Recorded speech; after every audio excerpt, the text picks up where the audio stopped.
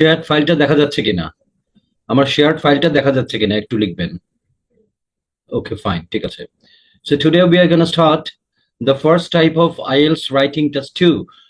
IELTS এর দুটো writing task আছে আমরা জানি, task 1 and task 2. Task 2 involves analytical writing এবং এই analytical writing এর ভিতরে কয়েক ধরন আছে। So the first type that we are going to learn is cause effect solution type. Cause effect solution type. Cause effect and solution. Cause oblique effect and solution. So এটা খালি cause effect থাকলে automatically solution হয়তো conclusive প্যারাতে চলে আসে, আর cause এর solution যদি চাই automatically মানে ইফেক্টের কথা না চাইলেও চলে আসে। So therefore cause effect solution this three things are always interconnected. সবসময় এরা মানে পারস্পরিকভাবে কানেক্টেড থাকবে, ইন্টারকানেক্টেড। যেমন একটা প্রশ্ন আমরা এখানে দেখি, a large number of deaths are caused by road accidents. Why do so many road accidents occur? IELTS এর রাইটিং টেস্ট 2 এর এই পার্টটাকে বলে হচ্ছে topic part. Topic part, sorry এইটুকু তো না, এই যে এইটা এটা এক লাইন হতে পারে, 2 লাইন হতে পারে, মানে আরো বড় হতে পারে। এখানে ছোট আছে, a large number of deaths are caused by road accidents. This is called topic part. এখানে দুটো পার্ট আছে, এই দুটো পার্ট মিলে হলো কোয়েশ্চেন পার্ট, ঠিক আছে। So topic part plus question part, এই দুটো মিলে আইএলটিএস এর রাইটিং টেস্ট 2 এর প্রশ্নটা হয়। সো যেটা করতে হয় সেটা হচ্ছে আপনার এই যে টপিক পার্টের যে কথাটা আছে, the very sentence in the topic parts with the words মানে vocabulary. So এখানে vocabulary আছে এবং sentence structure আছে। For example, the specific words and sentence structure is a large number of deaths are caused by road accidents. Now আপনি যখন শুরু করবেন অর্থাৎ introductory প্যারাতে, you cannot copy this language. এই ল্যাঙ্গুয়েজটা কপি যদি করেন তাহলে দুটো জিনিস ঘটবে। এক নাম্বার হচ্ছে আপনার ভোকাবুলারিতে ব্যান্ড স্কোর কমে যাবে, কারণ আপনি সেম ভোকাবুলারি মানে ইউজ করেছেন। তিনটা জিনিস ঘটবে। এবং আরেকটা হচ্ছে গ্রামাটিক্যাল রেঞ্জ এন্ড অ্যাকুরেসি, আপনি যেহেতু সেম সেন্টেন্স স্ট্রাকচার ব্যবহার করেছেন, গ্রামাটিক্যাল রেঞ্জ এন্ড অ্যাকুরেসি এটাতেও পয়েন্ট কমবে, ঠিক আছে। আর আরেকটা হচ্ছে টাস্ক রেসপন্সে মার্ক কমবে, কারণ এই ওয়ার্ড কাউন্ট গুলা হবে না। আপনি যদি কপি করেন তাহলে এই লেখাটা আপনি লিখেন নাই বলে ধরে নেওয়া হবে এবং এই ওয়ার্ড কাউন্টটা কমে যাবে। ওয়ার্ড কাউন্ট তো 250 ওয়ার্ডের উপরে, তো তাহলে এখানে যদি আপনি যদি ফুল কপি করেন তাহলে এখানে 1টা 2টো 3টা 4টা 5টা 6টা 7টা 8টা 9টা 10টা ওয়ার্ড কমে যাবে আপনার। তিনটা ঘটনা ঘটবে, ওয়ার্ড কাউন্ট কমে যাবে, ফলে কি হবে টাস্ক রেসপন্স, ওই যে আমাদের মার্কিং ক্রাইটেরিয়া আছে, টাস্ক রেসপন্স 1 নাম্বার, টাস্ক রেসপন্সে মার্ক কমে মানে ব্যান্ড স্কোর কমে যাবে। 2 নাম্বার, আপনি যেহেতু একই শব্দ ব্যবহার করেছেন, মানে যেই শব্দগুলোকে পরিবর্তন করা যায় না সেগুলো রাখবেন, কিন্তু যখন একই স্ট্রাকচার একই শব্দ ব্যবহার করা হয় তো তখন ভোকাবুলারিতে মার্ক কমে যায়। আর number 3, grammatical range and accuracy একই স্ট্রাকচার ব্যবহার করলে কমে যাবে। তাহলে 4টা ক্রাইটেরিয়ার ভিতরে 3টা ক্রাইটেরিয়াতে আপনার ব্যান্ড স্কোর ডাউন হবে যদি আপনি টপিক পার্টটাকে নিজে কপি করেন। সবাই বুঝতে পেরেছেন? Is it clear? শুধুমাত্র এই কপি করার জন্য 4টা ক্রাইটেরিয়াতে আপনাকে মার্কিং করা হয়, 3টা ক্রাইটেরিয়াতে আপনার ব্যান্ড ডাউন হয়ে যাবে। তো শুরুতেই এটা শেখার বিষয় যে I can't copy the language, ঠিক আছে, ফাইন। আপনি রোড শব্দটা হয়তো চেঞ্জ করবেন না, অ্যাক্সিডেন্ট শব্দটা চেঞ্জ করবেন না, বাট মানে এটাকে রিঅ্যারেঞ্জ করেন, নিজের ভাষায় লিখতে হবে। আচ্ছা, তাহলে এটা কজ ইফেক্ট সলিউশন কেন? এই যে why do so many road accidents occur, question পার্টে এই why, so why means causes and make recommendations. এখানে আমি রেড করে রেখেছি, রেকমেন্ডেশনস মানে সলিউশনস। তাহলে কজ এন্ড সলিউশন আছে, কজ থাকলে অটোমেটিকলি এফেক্টটা চলে আসবে, নাহলে আপনি কিভাবে কজটাকে বলবেন যেটা কজ, মানে কজ বলে নিয়ে আপনি তো এফেক্টটা না দেখালে তো আর কজটা আসে না, অর্থাৎ রোড অ্যাক্সিডেন্টটা তো ঘটতে হবে, সেটাই তো এফেক্ট, তাই না? তো এই জন্য কজ থাকলে এফেক্ট অটোমেটিক্যালি চলে আসে। সো এটা একটা কজ এফেক্ট সলিউশন টাইপের। এখন আমরা প্রথমেই যেটি শিখবো সেটি হচ্ছে টাস্ক 2 তে ইন্ট্রোডাক্টরি প্যারাগ্রাফ কিভাবে লিখতে হয়। ইন্ট্রোডাক্টরি প্যারাগ্রাফ কিভাবে লিখতে হয়? আচ্ছা, আমাদের ছোট থাকতে একটা প্রবণতা ছিল, কারণ আমাদের এই ধরনের টপিক পার্ট কোয়েশ্চেন পার্ট দিয়ে আমাদের এসে লেখা থাকতো না, তাই না? আমাদের কোয়েশ্চেনটা থাকতো এরকম যে রাইট এন এসে অন অমুক ওয়ান্ডার্স অফ মডার্ন সায়েন্স, তাই তো? রাইলস এর কোয়েশ্চেনের নমুনাটা কিন্তু প্রথমে একটা টপিক পার্ট থাকবে, তারপর একটা কোয়েশ্চেন পার্ট থাকবে। সো আপনার কিন্তু ওয়াইড এরিয়া না, মনে রাখতে হবে আপনার স্কোপ লিমিটেড। স্কোপ মানে আপনি এই কারণ এবং কারণ ইফেক্ট সলিউশন নিয়ে আলোচনা করবেন। রোড অ্যাক্সিডেন্টের অন্য কোনো বিষয় এখানে আসলে অপ্রাসঙ্গিক, তাহলে আপনার কোহিয়ারেন্স এন্ড কোহেশনে ব্যান্ড স্কোর ডাউন হয়ে যাবে অপ্রাসঙ্গিক হয়ে গেলে, এবং টাস্ক রেসপন্সেও মার্ক কমে যাবে টপিক থেকে দূরে সরে চলে গেলে। তাহলে এখানে টপিক ইন কোয়েশ্চেন কি? টপিক ইন কোয়েশ্চেন হচ্ছে রোড অ্যাক্সিডেন্টের দ্বারা মৃত্যু। এখন মানে অ্যান্সার ইন টপিক মানে কোয়েশ্চেন ইন টপিক কি? কোয়েশ্চেন ইন টপিক হচ্ছে কজ অ্যান্ড সলিউশন। আপনি এই কজ সলিউশনের বাইরে কিছু লিখতে পারবেন না। ঠিক আছে, ছোট থাকতে আমরা শিখেছি না টু দি পয়েন্ট অ্যান্সার করা। টু দি পয়েন্ট অ্যান্সার করা বলতে এটাকেই বোঝায়। যেহেতু আপনার কোয়েশ্চেন ইন টপিক ইজ এই মৃত্যুর মতো মারাত্মক দুর্ঘটনা ঘটার কারণ কি এবং এর সমাধান কি, আপনি এর বাইরে কোনোভাবেই যেতে পারবেন না। আচ্ছা, তাহলে আপনার ওই ওয়ান্ডার্স অফ মডার্ন সায়েন্স অথবা খালি road accident, write an essay on road accidents অথবা রাইট এন এসে অন মানে সিরিয়াস রোড অ্যাক্সিডেন্টস বা টেরিবল রোড অ্যাক্সিডেন্ট, ঠিক আছে, তাহলে ওইটা যেরকম ছিল সেরকম রচনা কিন্তু এটা না। ঠিক আছে, সেরকম রচনা এটা না। সেই কারণেই আপনি ওই যে ওয়ান্ডার্স অফ মডার্ন সায়েন্স লেখার সময় যেমন সবাই শুরু করে সেই প্রাগৈতিহাসিক আমল থেকে, কিরকম যে পৃথিবীতে মানুষ আসার পরে, হ্যাঁ, তো তখন কি ছিল, মানুষ আনসিভিলাইজ ছিল, বর্বর ছিল। হ্যাঁ, তো পরবর্তীতে কি হয়, পরবর্তীতে মানুষ শিকারের প্রথম অস্ত্র আবিষ্কারের মাধ্যমে মানুষের ইনভেনশন বা আবিষ্কার শুরু হয়। সেখান থেকে তারপরে ধীরে ধীরে চাঁদে আসা এবং ইনফরমেশন টেকনোলজি পর্যন্ত আপনি লিখতেন হচ্ছে গিয়ে কিসে, ইন্ট্রোডাক্টরি প্যারাগ্রাফে, যেটাকে একটা ভালো সাহিত্য মান ধরা হতো। স্যার, জাস্ট রিমেম্বার, এগুলো হচ্ছে একাডেমিক রাইটিং বা ফর্মাল রাইটিং। ফর্মাল রাইটিং এ ওই কাজ নিষিদ্ধ এবং হারাম। আপনি ওই আগে থেকে এনে সুন্দর করে লাগাবেন, এটা হেভি একটা কিছু হয়েছে তা না, এটা হেভি খারাপ কাজ হবে এখানে। কথা কি বোঝাতে পেরেছি? এটা কি ক্লিয়ার হয়েছে সবার কাছে?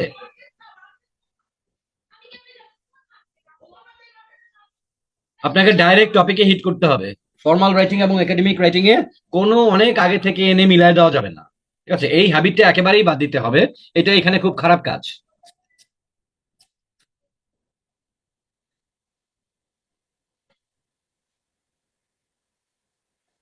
একজন লিখেছেন, স্যার আমি নতুন কিছুই বুঝতেছি না। আমরাও নতুন সবাই, আমরা আজকে রাইটিং ক্লাস নতুন শুরু করেছি, আমরা সবাই নতুন।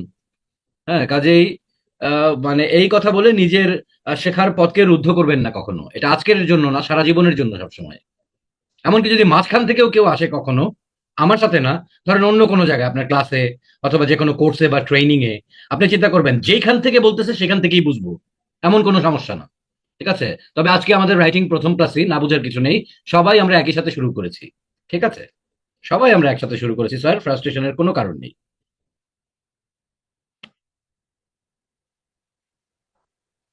আচ্ছা, তাহলে এখন দেখেন, প্রথমেই বললাম যে আপনি আগে থেকে কোনো কিছু শুরু করবেন না। কি করতে হবে? যা করতে হবে very simple, very simple, but এটাই ওস্তাদি এখানে। এইটাকে প্যারাফ্রেজ করতে হবে। প্যারাফ্রেজ মানে কি? প্যারাফ্রেজ মানে হুবহু বাক্যটিকে নকল না করে নিজের ভাষায় রিঅ্যারেঞ্জ করে লেখা, পারলে দু একটা নিজের শব্দ দেওয়া, এটাকে বলে প্যারাফ্রেজিং। সিনোনিম হয় শব্দের ক্ষেত্রে, প্যারাফ্রেজিং হয় সেন্টেন্স বা লঙ্গার এক্সপ্রেশনের ক্ষেত্রে। সিনোনিম মানে একই অর্থ কিন্তু ভিন্ন শব্দ, প্যারাফ্রেজিং মানে একই অর্থ কিন্তু ভিন্ন সেন্টেন্স, ভিন্ন স্ট্রাকচার। তো আশা করি প্যারাফ্রেজিং সবাই ক্লিয়ার হয়েছে। তো কাজে প্রথম দায়িত্ব হচ্ছে আমার রাইটিং টেস্ট টুতে প্রশ্ন পেলে টপিকটাকে প্যারাফ্রেজ করা। লেটস সি টপিকটাকে কিভাবে প্যারাফ্রেজ করেছি। রোড অ্যাক্সিডেন্টস কে সিনোনিম করার চেষ্টা করবেন না, তাহলে মিনিং চেঞ্জ হয়ে যাবে, জোর করে সিনোনিম হয় না। বাট দেখেন, আমি ভিন্ন সেন্টেন্স লিখেছি বাট একই অর্থ লিখেছি। রোড অ্যাক্সিডেন্টস এর রেসপন্সিবল, রেসপন্সিবলের নিচে দাগ দিয়েছি কেন? এটা বোঝার জন্য, এটা পরীক্ষায় দাগ দেবো না, আপনাদের বোঝার জন্য। ওই যে কস্ট বাই, তার পরিবর্তে লিখেছি রেসপন্সিবল ফর, একই অর্থ দাঁড়ালো। এখানে বলছে লার্জ নাম্বার অফ ডেথস, আমি বলেছি road accidents R responsible for the deaths of N ever increasing number of people. তাহলে ওটা হলো a large number of deaths are caused by road accidents, আমরা লিখেছি road accidents are responsible for the deaths of an ever increasing number of people. So this is called paraphrasing. আপনাকে এই বাক্যটাই লিখতে হবে তা আমি বলিনি। আপনি যে কোনো মূল্যে ওই বাক্যটা লিখেন না, একই অর্থ রেখে একটি সঠিক বাক্য লিখেন, এখানে আরো অনেকভাবে বাক্য লেখা যাবে। আমরা এক ওয়েতে করেছি। আচ্ছা, এখন নেক্সট কাজ কি? নেক্সট কাজ হচ্ছে এই যে ওয়াই, তাহলে ওয়াই এর একটা রিফ্লেকশন বা প্রতিফলন আনা। আমি যে আসলে কজ নিয়ে আলোচনা করব সেটি বোঝা, আমি যে সমাধান নিয়ে আলোচনা করব সেটি বোঝা। তবে কি না, খেয়াল রাখবেন, তার মানে কি বললাম, এই কোয়েশ্চেন পার্টের মূল যেই অংশ, যেমন এখানে কজ এখানে সলিউশন, এই দুটি শব্দ আসা, এটা হচ্ছে গিয়ে মানে যে কোনো মানে কোয়েশ্চেনের জন্য মূল কিওয়ার্ডস গুলো আসা, মানে কিসের পরে? প্যারাফ্রেজিং এর পরে। তবে কিনা শুধু কজ এন্ড সলিউশনের জন্য ইন্ট্রোডাক্টরি প্যারাতে সলিউশন আসবে না, ইন্ট্রোডাক্টরি প্যারাতে খালি সলিউশনের শব্দটা আসবে, so that it's understood that সলিউশনও আমরা আমাদের রচনায় আলোচনা করব, সলিউশন গুলা দিতে হবে না, বাট কজ যেটা আছে মিনিমাম কজ গুলার নাম দিতে হবে ব্যাখ্যা না থাকলেও। আবারও বলি, কজ এন্ড সলিউশনের ক্ষেত্রে কজের পয়েন্ট গুলার নাম দিতে হবে, কিন্তু সমাধানগুলা এখানে ইন্ট্রোডাক্টরি প্যারাতে লিখবো না, কিন্তু সমাধান জাতীয় শব্দটা আসতে হবে, যে যাতে করে বোঝা যায় যে এই এসের ভিতরে কজ ওই মানে যেই তিনটা কজের কথা উল্লেখ করা হয়েছে সেই তিনটা কজ যেমন বডি প্যারাগ্রাফে আসবে, তাদের সমাধানও সাথে সাথে আসবে, কিন্তু সমাধানগুলো এইখানে ইন্ট্রোডাক্টরি প্যারাতে লিখবো না। So this is all about your introductory paragraph for this type of question, cause effect solution. বোঝা গেছে কিনা?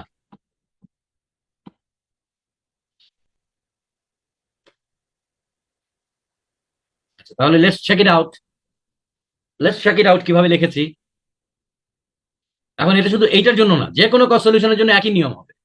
দেখেন, before solutions to this problem, তার মানে আমি সলিউশন দেই নাই, কিন্তু বিফোর সলিউশন তার মানে সলিউশন আসবে পরে, তার মানে বোঝা গেল রেকমেন্ডেশন আলোচনা হবে। ইন্ট্রোডাক্টরি প্যারাগ্রাফ থেকে যাতে হুবহু বোঝা যায় যে বডি প্যারাগ্রাফে কি কি আলোচনা হবে, তাহলে বিফোর সলিউশন দেখেন কি সুন্দর ট্রিকি ভাবে লিখছি। সলিউশন যেহেতু দেবো না, কিন্তু সলিউশনের কথাটা আসতে হবে। Before solutions to this problem can be found, সলিউশনের পরে কিন্তু টু হয়, মনে রাখবেন স্যার, সলিউশন অফ প্রবলেম হয় না, সলিউশন টু দ্য প্রবলেম হয়। So, before solutions to this problem can be found, it is necessary to examine the main causes of road accidents. তাহলে মেইন কজেস, কজেস মানে Y, তাহলে কি বলেছি, কজগুলোর নাম লিখতে হবে। Although there may be a number of causes involved, there are three major causes: vehicle road ordinance, ঠিক আছে, বা কন্ডিশন, বা কন্ডিশন অফ দি ভেহিকেল বলতে পারেন। এটা একটা সুন্দর সুন্দর হাই ফ্রিকোয়েন্সি ওয়ার্ডের জন্য লিখেছি। ভেহিকেল রোড অর্ডিন্যান্স মানে হচ্ছে গাড়ির রাস্তায় চলার উপযুক্ততা, তার মানে হচ্ছে গিয়ে কন্ডিশন অফ দ্য ভেহিকেল আর কি, condition of the vehicle. Vehicle না, হচ্ছে ভেহিকেল, ভেহিকেল, ভেহিকেল, ভেহিকেলকে খুব দ্রুত যদি বলেন vehicle, vehicle, vehicle road ordinance, তাহলে গাড়ির রাস্তায় চলার উপযুক্ততা, 2 নম্বর রোড কন্ডিশনস, এবং হিউম্যান এরর এবং মানুষের সমস্যা। আচ্ছা, তাহলে কি কি করলাম এটাকে বলে নিই, তারপরে স্পেশাল পয়েন্ট গুলো বলবো। আগে general guideline.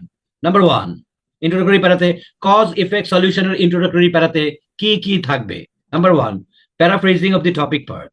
Number 2, cause effect সলিউশনের ক্ষেত্রে যদি সলিউশন চাই, তাহলে সলিউশন গুলো আমরা ইন্ট্রোডাক্টরি প্যারাতে দেবো না, বাট সলিউশন শব্দটা আসবে, কিন্তু এইখানে যদি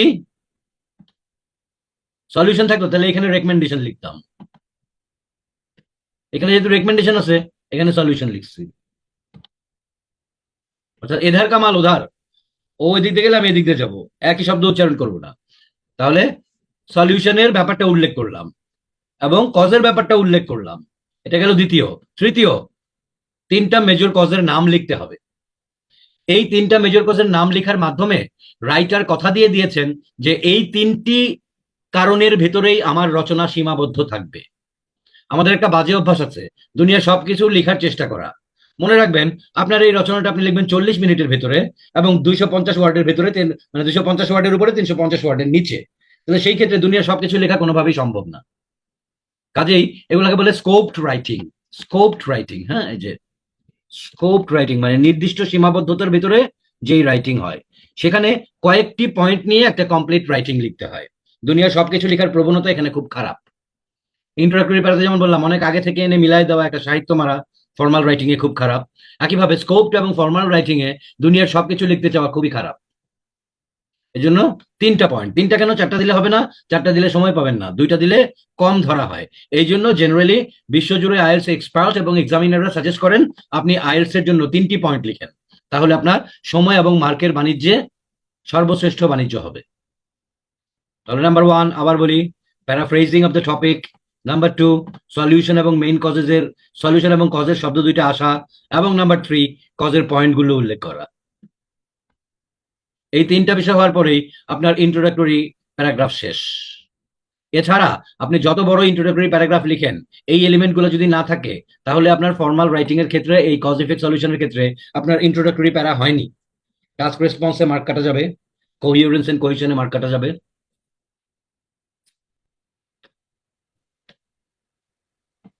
আচ্ছা, তাহলে লিখে দিই আমি number 1, paraphrasing of the topic part, মানে কোশ্চেন ছাড়া যেটা। Number 2, cause and solution cell, cause and solution issue must be mentioned, issue মানে শব্দ দুইটা আসতে হবে, issue must be mentioned। and number 3 আমি লিখছি তারপর একবারে দিচ্ছি। and number 3, 3 major cause points,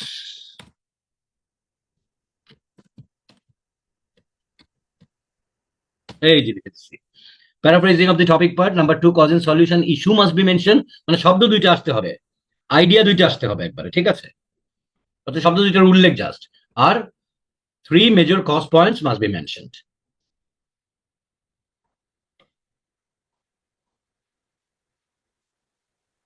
লেখা তো দেখা যাচ্ছে অলরেডি, তো ওই লেখাতে তো অনেকগুলো রিয়েক্টও পড়েছে।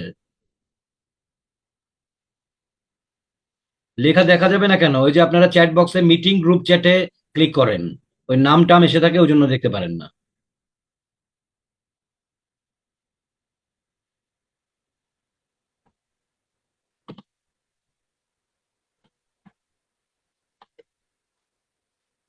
আচ্ছা, চ্যাট বক্সের বদলে আমি বরং কাগজে এইখানেই লিখে দিই, তাহলে সবাই তুলতে পারবে।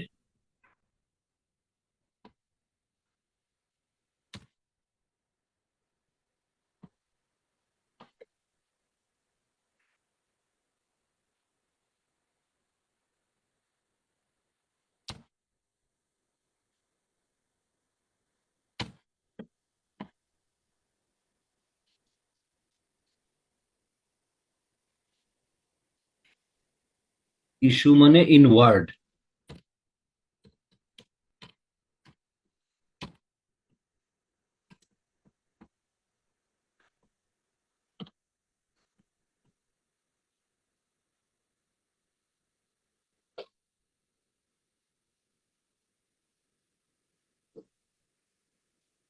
তাই তো, এটা হবে ইন্ট্রোডাক্টরি প্যারার তিনটা জিনিস। ইন্ট্রোডাক্টরি প্যারার তিনটা জিনিস হলো এটা।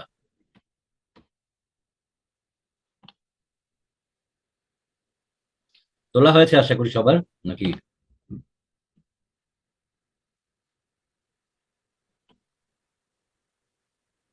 ওকে ফাইন, তোলাও হয়েছে, বোঝাও হয়েছে। খেয়াল রাখবেন এখন যে কজ ইফেক্ট সলিউশনে ইন্ট্রোডাক্টরি প্যারাতে যখন আপনি এটা জানা থাকবে, এটাকেই তো বলে প্রিপারেশন, তাই না? আপনি জানেন এর বেশি লেখার কোনো দরকার নাই, আর এটা ছাড়া অনেক বেশি লিখলেও কোনো লাভ নাই, আর এটা লেখার পরে এর বেশি লেখার কোনো লাভ নাই, ঠিক আছে? সো দেয়ারফর মানে এই জিনিসগুলো না জানার কারণে হয় কি, নিজের মনের মাধুরী মিশাই লিখে সবাই, খালি গ্রামার ঠিক থাকে, গ্রামারে পয়েন্ট পায়, সে ভোকাবুলারিতে পয়েন্ট পায়, সে সিসি তারপরে টাস্ক রেসপন্সে আর পয়েন্ট পায় না। আচ্ছা, ওয়ার্ড কাউন্ট পরে বলতেছি, আগে আমরা শিখে নিই। আচ্ছা, এখন এইটাও শিখাই দিই আরেকটা জিনিস, সেটা হচ্ছে অনেকে বলে কি যে স্যার এই যে 3টা পয়েন্ট লিখলেন, এরকম পয়েন্ট তো আমরা খুঁজে পাই না, ঠিক কিনা? কথা সঠিক কিনা? হুম। আচ্ছা, তাহলে যেমন আপনাদেরকে বললে হয়তো বলতেন ট্রাফিক রুল মানে না, তারপরে হচ্ছে গিয়ে মদ খেয়ে গাড়ি চালায়, হ্যাঁ, তারপরে হলো গিয়ে মানে ট্রাফিক পুলিশ ঘুষ নেয়, এইসব লিখতেন। তো এগুলাতে হয় কি আসলে আপনার মানে মার্ক হয়তো কাটা যাবে না পরীক্ষার হলে, সময় নষ্ট হবে ভালো পয়েন্ট পেতে, কারণ ভালো পয়েন্টের উপরেও কোনো মার্ক নাই, কিন্তু দেখা যাবে কি আপনি আসলে এলাবোরেট করতে পারবেন না, এলাবোরেট করতে পারবেন না, আপনার চিন্তা যখন স্ক্যাটার্ড হয়ে যায়, এলোমেলো হয়ে যায়, তখন এটার ব্যাখ্যা করা মানে কঠিন হয়ে যায়। ব্যাখ্যা করা যখন কঠিন হয়, তখন আপনার ভোকাবুলারি খারাপ হবে, সেন্টেন্স স্ট্রাকচার খারাপ হবে, তাই না? সেটাই বলছি, এখন পয়েন্ট আইডেন্টিফাই কিভাবে করব। দেখেন এখানে ব্র্যাকেটে লেখা আছে generalize points oblique wider areas. এটাতে সুবিধাটা কি বলি, এই জিনিসগুলোই বোঝা দরকার আসলে। হ্যাঁ, কারণ আমরা চিন্তাও করি না, আমাদের চিন্তা মানে আইডিয়া ডেভেলপমেন্ট তো আসলে বেশি অভ্যাস নেই আমাদের, লেখারও অভ্যাস নেই, দুটার একটা অভ্যাস নাই, কিন্তু আবার আশা করি যে ভালো চিন্তা আসবে লেখার সময়, আবার ভালো মার্কও পাবো। হ্যাঁ, তাহলে এখন তাহলে তো কিছু বুদ্ধি তো দরকার। আমরা তো আসলে প্রকৃত অর্থে অলস, কাজ তো কম করি, কিন্তু আবার রেজাল্ট ভালো চাই, তাই না? তো তাহলে বুদ্ধি শিখাই দেই, বুদ্ধি আছে, তারপরেও বুদ্ধি আছে। হ্যাঁ, সবকিছুর ক্ষেত্রে না, অন্তত এই আইএলস রাইটিং টাস্ক টুর ক্ষেত্রে বা এই যে এইটার ক্ষেত্রে মানে কজ ইফেক্ট সলিউশনের ক্ষেত্রে বুদ্ধি আছে কিছু। বুদ্ধিটা হলো খুব সহজ বুদ্ধি, জেনারেলাইজ পয়েন্টস এবং ওয়াইডার রেডিয়াস। এখন দেখেন, আপনি যদি বলতেন যে ট্রাফিক রুল মানে না, ট্রাফিক রুল মানে না, তারপরে হচ্ছে গিয়ে এইটাকে আবার ব্যাখ্যা করা, হ্যাঁ, ড্রাঙ্কেন ড্রাইভিং, এইটাকে আবার ব্যাখ্যা করে একটা প্যারা করা, তাহলে মানে একটু ডিফিকাল্ট হয়ে যায় চিন্তা ভাবনাটা, ফলে তখন লেখা স্লো হয়ে যায়, টাইমে আমার কুলায় না, আলটিমেটলি মানে চারটা ক্রাইটেরিয়া না পড়লে আলটিমেটলি খারাপ হয়ে যায়। হ্যাঁ, মানে আলটিমেটলি ভোকাবুলারি আসে না, সেন্টেন্স স্ট্রাকচার ভালো হয় না, ইনকমপ্লিটের কারণে টাস্ক রেসপন্সে গিয়ে মার্ক কমে যায়।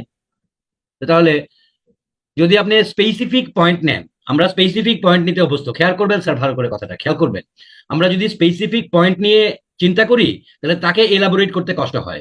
সবসময় ওয়াইডার পয়েন্ট নিয়ে আলোচনা করবেন। যেমন এই রাইটার কি চিন্তা করেছেন জানেন? অ্যাক্সিডেন্ট হয়েছে, কি কি আছে? মানুষ আছে, গাড়ি আছে, রাস্তা আছে। দুনিয়ার সমস্ত পয়েন্ট এই তিনটার আন্ডারে পড়বে, পড়বে কিনা বলেন? মানুষ আছে, গাড়ি আছে, রাস্তা আছে, অনেক বড় চিন্তা, মানে ওয়াইডার চিন্তা করছেন, জেনারেলাইজড, জেনারেলাইজ। এখন সহজ হবে, এখন সহজ হবে। যেমন আপনি যদি বলেন, দেখেন, এখন আপনি যদি বলেন যে হিউম্যান এরর, তাহলে এখন এইটাকে আপনি বাড়াইতে পারবেন সহজেই, কারণ ড্রাঙ্কেন ড্রাইভিং এটার ভিতরে পড়ে। তারপরে পথচারীর পথচারীর অসতর্কতা, এটাও হিউম্যান এররের ভিতরে পড়বে। ড্রাইভারের যত সমস্যা আছে সব এটার ভিতরে পড়বে, ড্রাইভার এবং পথচারী। তাহলে আপনি বাড়াইতে পারবেন না প্যারা, তখন তখন আপনার জন্য ইজিয়ার হবে। আচ্ছা, গাড়ির সমস্যা, তাহলে গাড়ি আনফিট, ঠিক আছে, তারপরে হচ্ছে কি আপনার মানে ফিটনেস নাই, হ্যাঁ, তো তারপরে হচ্ছে কি আপনার মানে গাড়ি গাড়ি পুরানো, মানে যাই হোক না কেন এখন, মানে মানে গাড়ির সমস্যা, তারপরে গাড়ির মেকানিক্যাল ত্রুটি আছে, যান্ত্রিক ত্রুটি আছে, সব এই প্যারা, মানে এই প্যারাটাতে বাড়াতে পারবেন। এক একটা পয়েন্টে এক একটা প্যারা হবে।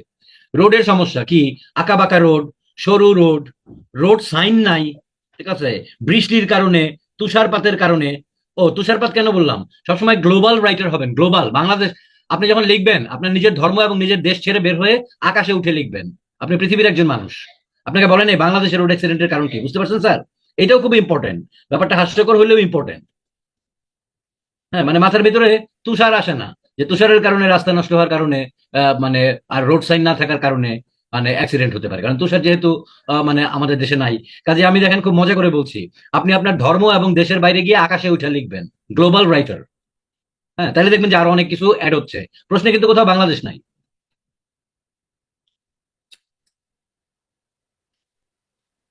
তাহলে কি বুদ্ধি পেলাম? বুদ্ধি পেলাম ওয়াইডার জেনারেলাইজ পয়েন্টস। তাহলে খুচরা মুচরা পয়েন্ট যেগুলো আছে ওই ওয়াইডার সব পয়েন্টের ভেতরে পড়বে, এবং ওই খুচরা পয়েন্ট দিয়ে ওয়াইডার পয়েন্টের প্যারাকে আমি বড় করতে পারবো। Clear sir? আচ্ছা, ফাইন। আইএলটিএস এর জন্য বডি প্যারা কয়টা হবে? ইন্ট্রোডাক্টরি প্যারা আর কনক্লুসিভ প্যারা তো ফিক্সড। বডি প্যারা হবে তিনটা, ওই যে তিনটা পয়েন্ট বলছি না, তিনটা পয়েন্টের জন্য তিনটা বডি প্যারা হবে, শেষ। তাহলে আহ তাহলে ব্যাপার হবে ফুটবলের মতো, আমরা খেলবো 1-3-1 পদ্ধতিতে। ওই যে ফুটবলে খেলে না 4-7, মানে 4-3-4 পদ্ধতিতে, তারপরে হচ্ছে গিয়ে 3-4-4 এরকম। তাহলে 1-3-1 পদ্ধতিতে খেলবো। 1 মানে ইন্ট্রোডাক্টরি প্যারাগ্রাফ, 3 মানে বডি প্যারাগ্রাফ, 1 মানে কনক্লুসিভ প্যারাগ্রাফ। তাহলে আমরা খেলবো 1-3-1 পদ্ধতিতে। হ্যাঁ, আমাদের এই আইএলস রাইটিং রাইটিং বল খেলা হবে 1-3-1 পদ্ধতিতে। তিনটা হলো বডি প্যারাগ্রাফ। সবসময় আমরা এইটাতেই থাকবো, ঠিক আছে? কারণ পরীক্ষার জন্য মানে এইটা যে ইন্টারন্যাশনাল কোনো রুল 1-3-1 না। আপনি যদি একটা ডেইলি স্টারে এডিটোরিয়াল লিখেন, আপনি ইচ্ছা করলে আপনি 11 প্যারা লিখতে পারেন, কোনো সমস্যা নাই। হ্যাঁ, 1-9-1 লিখবেন। কিন্তু ওই যে আমাদের 40 মিনিটের খেলা, আবার 300 ওয়ার্ডের ভিতরে খেলা, এই জন্য 1-3-1 হচ্ছে বেস্ট পদ্ধতি। তবে কি না, ক্ষেত্র বিশেষে 1-2-1ও হতে পারে, ক্ষেত্র বিশেষে 1-2-1ও হতে পারে, এটা আমরা শিখবো। জেনারেলি 1-3-1, ক্ষেত্র বিশেষে 1-2-1ও হতে পারে। যখন 1-2-1 হবে বডি প্যারা তো কমে যাবে, তখন বডি প্যারার ভলিউম বা লেংথ বেড়ে যাবে, ভলিউম বা লেংথ বেড়ে যাবে, ঠিক আছে? আর ইয়ে হলে 1-3-1 তিনটা বডি প্যারাগ্রাফ হলে মিডিয়াম তিনটা প্যারাগ্রাফ হবে। আচ্ছা, এখন নেক্সট যেটা আসছে, তো তাহলে আমাদের ইন্ট্রোডাক্টরি প্যারা শেষ, ইন্ট্রোডাক্টরি প্যারার আইডিয়া শেষ। এখন সলিউশন কোথায় লিখবো? আচ্ছা, দেখেন, একজন লিখেছেন কনক্লুশন। আচ্ছা, যদি সলিউশন না চাইতো, কোয়েশ্চেনে যদি রেকমেন্ডেশন বা সলিউশন পার্ট না থাকতো, তাহলে অটোমেটিক্যালি কনক্লুসিভ প্যারার অধিকার আছে ছোট কিছু সলিউশন দেওয়ার, অটোমেটিক্যালি। বাট যদি প্রশ্নেই সলিউশন থাকে, তাহলে কনক্লুশন পার্টে সলিউশন যাবে না, বডি পার্টে যাবে। কনক্লুশনে গিয়ে ওই সলিউশনকে সামারাইজ করতে হবে। এই রুলগুলো শিখতে হবে, বডি পার্টেই যাবে, ঠিক আছে।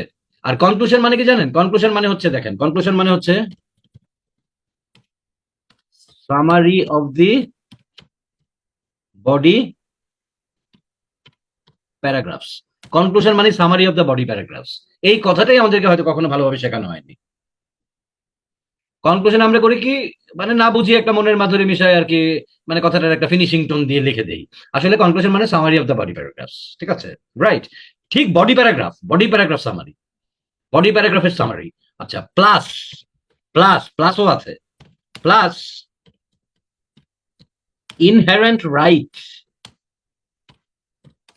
Of conclusion, plus inherent right of conclusion, মানে কনক্লুসিভ, যে কোনো কনক্লুসিভ প্যারাগ্রাফ, শুধু এই কজ ইফেক্ট সলিউশনে না।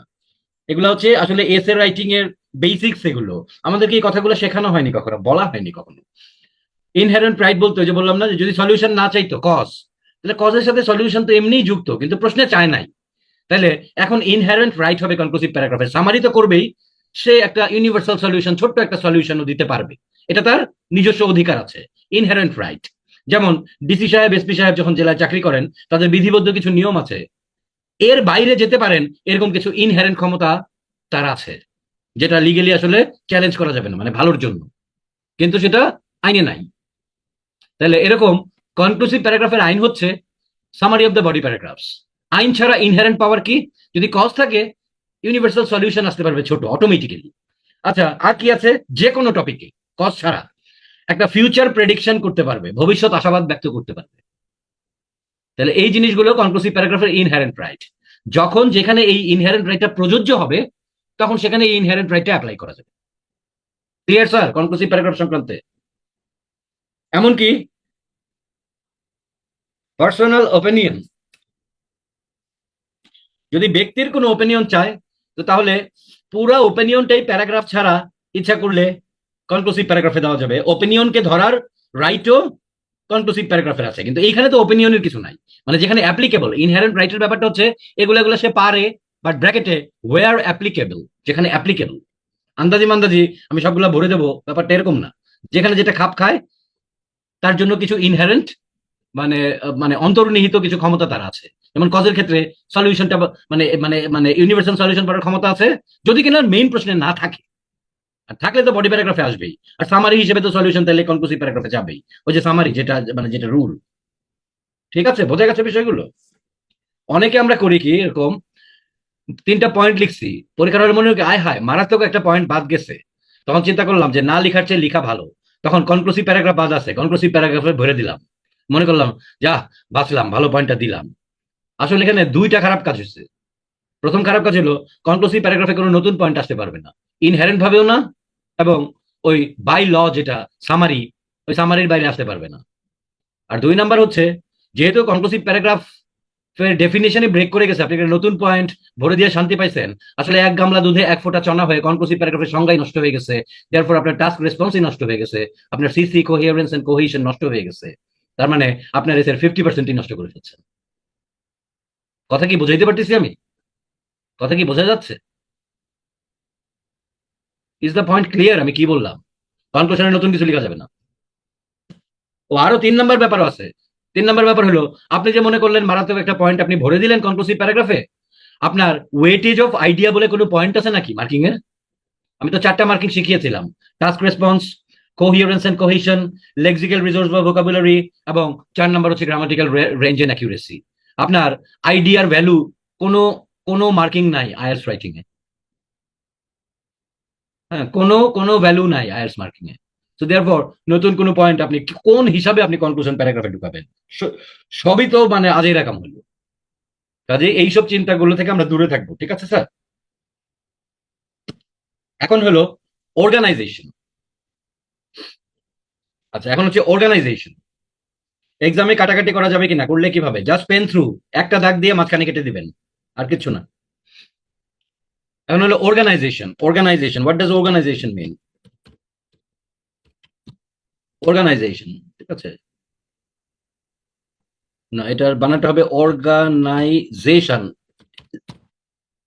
এইটা হবে। উপরের অর্গানাইজেশন, উপরের অর্গানাইজেশন হচ্ছে সংস্থা, নিচের অর্গানাইজেশন হচ্ছে সাজানো। আছে? এই এস হলো সাজানো, আর জেড হলো সংস্থা। আচ্ছা, এখন হচ্ছে অর্গানাইজেশন। অর্গানাইজেশন মানে কয় প্যারা হবে এবং কোন প্যারায় কোন জিনিস থাকবে। কয় প্যারা হবে এবং কোন প্যারায় কোন জিনিস থাকবে তাকে বলে অর্গানাইজেশন। রাইটিং এর ক্ষেত্রে এই অর্গানাইজেশন বলতে বোঝায় যে how many paragraph should I create, number one. Number two, which paragraph should contain which contents. কোন প্যারাগ্রাফ কোন কোন কন্টেন্ট থাকবে, ঠিক আছে? মানে arranging paragraphs and arranging the ideas. এখন দেখেন, অর্গানাইজেশন আপনার যদি এক একটা কজ এক এক প্যারায় দেন, তাহলে cause one, cause two, cause three, তিনটা প্যারা। আবার সলিউশন ওয়ান এর একটা প্যারা, সলিউশন টু এর আরেকটা প্যারা, সলিউশন থ্রি এর আরেকটা প্যারা, তাহলে কয়টা প্যারা হয়? ছয়টা। ছয় প্যারা তো মানে টু মাচ। এখানে বলেছিলাম থ্রি প্যারায় যেতে, এখানের জন্য টু মাচ এবং বেশি খাপছাড়া হয়ে যায়। তাহলে এখন এক কাজ করি, আমরা তিনটা কজকে এক প্যারায় বলে দিই, যেমন cause one plus cause two plus cause three, এই গেল এক প্যারা। তাহলে solution one plus solution two plus solution three, এই গেল এক প্যারা। কারণ cause one, cause two, cause three, তাহলে এটাকে প্যারা হবে কিভাবে? কারণ নাম হবে কজেস। এটাকে বলে অর্গানাইজেশন। আচ্ছা, solution one, solution to, solution three, আরেক প্যারা, নাম হবে কি? একটা প্যারার তো নাম দিতে হবে, নাম হবে সলিউশনস প্যারা। তাহলে তো দুই প্যারা হবে বডি প্যারাগ্রাফ। এইটাও ওকে, যে বলছে কখনো কখনো দুই প্যারা হতে পারে, দেখেন। হ্যাঁ, মানে তিন প্যারা লজিক্যাল হলে তিন প্যারা, দুই প্যারা লজিক্যাল হলে দুই প্যারা, যদি দুইটাই লজিক্যাল হয় তাহলে যে কোনো একটাই চলবে। তাহলে this is logical organization, fine. আচ্ছা, আমরা যদি এইভাবে করি তাহলে কি দাঁড়াবে? cos 1 plus solution 1, cos 2 plus solution 2 এবং cos 3 plus solution 3। So this is another মানে another organization। এই অর্গানাইজেশনের ব্যাপারটা একটু শিখতে হবে, আজকে একটু আমি সময় নিয়ে শেখাবো, এর পরের দিন থেকে এই ব্যাপারগুলো তো বোঝাই থাকবে, ঠিক আছে?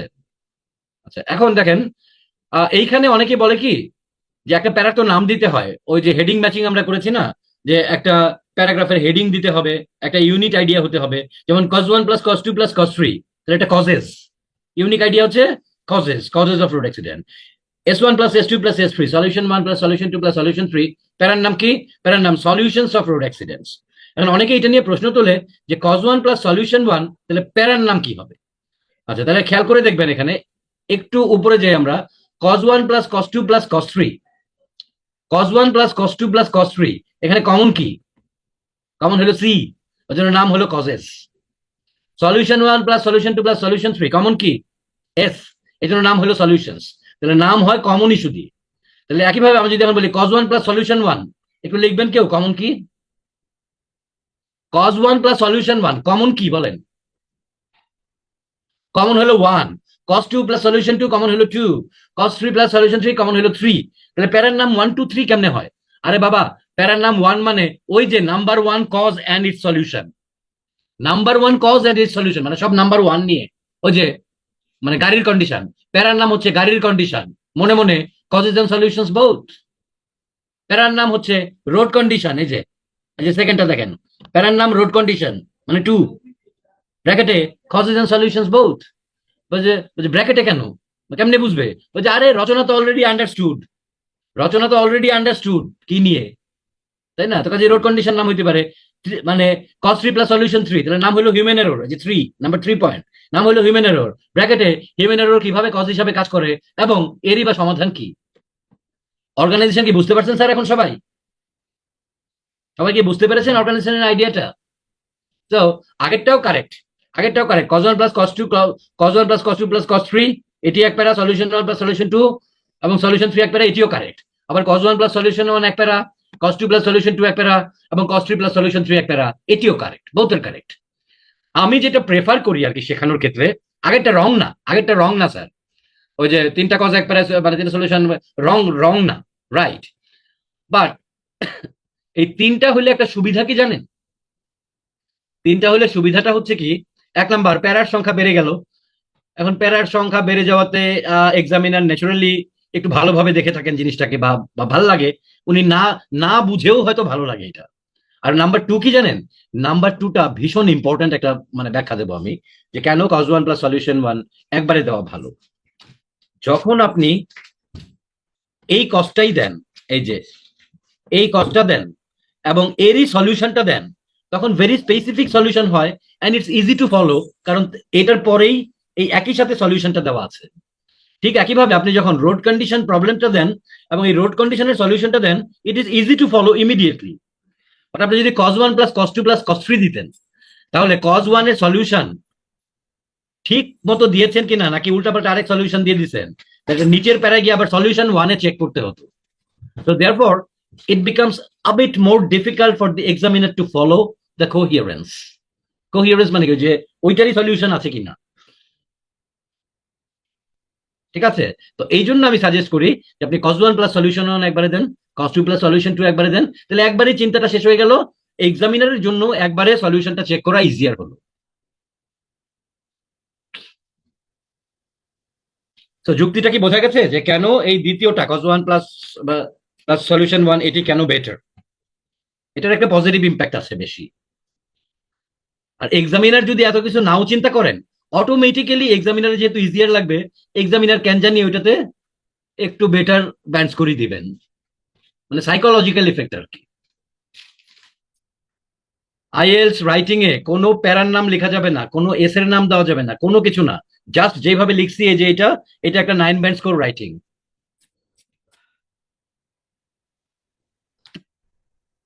আচ্ছা ঠিক আছে, তাহলে এখন আমরা ফলো করব আমরা কিভাবে লিখেছি। Many accidents are caused by, এগুলো কেন বোর্ড করে দিয়েছে আমি আজকের ক্লাসের সেকেন্ড পার্টে আমি ব্যাখ্যা করব। Many accidents are caused by inadequate vehicle maintenance, অপর্যাপ্ত যে মানে ভেহিকল কেন, এই যে ভেহিকল রোডওয়ার্দিনেস এটা ছিল। কাজেই এটা যেহেতু কথা দিয়েছি যে এই তিনটা, কাজেই প্রথম প্যারা এটা দিয়ে শুরু হয়েছে। এখন এটার ব্যাখ্যা, for instance driving with faulty ব্রেকস, তাহলে কি গাড়ির অবস্থা না, গাড়ির কন্ডিশন না। অর বেল্ট টায়ার্স, বেল্ট মানে ক্ষয়ে যাওয়া টায়ার, বেল্ট মানে তো টাক বা টায়ারের ক্ষেত্রেও এটা একটা সুন্দর কলোকেশন আছে, ক্ষয়ে যাওয়া টায়ারকে বেল্ট টায়ার্স বলে। Can lead two road accidents because these increase the stopping time of the vehicle. Apart from that, vehicles আপনি মানে চিন্তা করবেন না যে আমি এরকম লিখতে পারবো কিনা, আপনি জাস্ট এখন ফলো করবেন যে কিভাবে আগাচ্ছে বর্ণনাটা। ঠিক আছে, আপনি এটার কোয়ালিটি চিন্তা করেন না, এখন আমি শেখাবো আপনাদেরকে কিভাবে আস্তে আস্তে আপনার কোয়ালিটি ইমপ্রুভ করতে হবে। আগে আমরা কন্টেন্ট ডেভেলপমেন্টটা শিখি, হ্যাঁ, ল্যাঙ্গুয়েজের দিকে নজর দিয়েন না। Apart from that, vehicles having surplus their prism for fitness, তার মানে একটা দিয়েছে, যে দেখেন লাল দিয়েছে কেন, বোঝানোর সুবিধার্থে আর কি। এই যে গাড়ির একটা বিষয়, আরেকটা হচ্ছে ফিটনেস এর বিষয়, গাড়ির কন্ডিশন, তাহলে এগুলো সব এটার আন্ডারে আসতেছে না, কিভাবে বাড়াচ্ছি আমি এটা দিয়ে। আচ্ছা তাহলে মানে ধরেন ব্লা ব্লা ব্লা ব্লা ব্লা, এখন তাহলে কি বাদ আছে, যে bring about road accidents two resolve this problems, এটা দিয়ে আমি ইন্ডিকেট দিলাম, তার মানে এর সমাধান দিতে যাচ্ছি। Regular mechanical inspection and imposing heavy fines for unfit vehicles would help reduce the number of unworthy vehicles on the road. এখন আপনাদেরকে কিছু জিনিস দেখাবো যে এগুলাকে তো আমরা লিটারেচার মনে করি, এর ভেতরে যে অঙ্ক আছে এটা দেখাবো। আপনি মনে করছেন আমি একটা চিন্তা করে দিয়ে দিচ্ছি, এখানে দুইটা ব্যাখ্যা দিছিলাম, ওই যে গাড়ির কন্ডিশনের, একটা ফল্টি ব্রেক ওর বেল্ট টায়ার্স, অর্থাৎ আমার ব্রেক সমস্যা আছে অথবা ক্ষয়ে যাওয়া টায়ার আছে, আরেকটা হচ্ছে ফিটনেস। আপনি যা কিছু দিয়ে ব্যাখ্যা দিয়েছেন গাড়ির কন্ডিশনের, ঠিক এইটারই একটা সমাধান দিতে হবে এবং ঠিক এইটারই একটা সমাধান দিতে হবে, তাহলে এটা কোহিয়ারেন্ট হবে, সিসিতে মানে সিসি মেনটেন করবে, এটাকে বলে কোহিয়ারেন্স, যে প্রাসঙ্গিকতা। এখন দেখেন হেভি ফাইন না রেগুলার মেকানিক্যাল ইন্সপেকশন, দেখেন তো এটা প্রথমটার সাথে মিলে কিনা। আপনার ব্রেকে সমস্যা, তাহলে গাড়ি বের করার আগেই তো রেগুলার চেক করা উচিত, মেকানিক্যাল ইন্সপেকশন করা উচিত, সপ্তাহে করা উচিত, প্রতিদিন বের হওয়ার আগে করা উচিত। ক্ষয়ে যাওয়া টায়ার, আপনি রাস্তায় বের হওয়ার আগে যদি চেক করতেন তাহলে টায়ারটা চেঞ্জ করে নিতে পারতেন। সো এই জন্য regular mechanical inspection is the solution of the first point. তারপর এটাকে ফিটনেস, ফিটনেস যদি না থাকে তাহলে heavy fines for unfit vehicles, solution পাওয়া গেছে। একদম যা বলবেন ওইভাবে।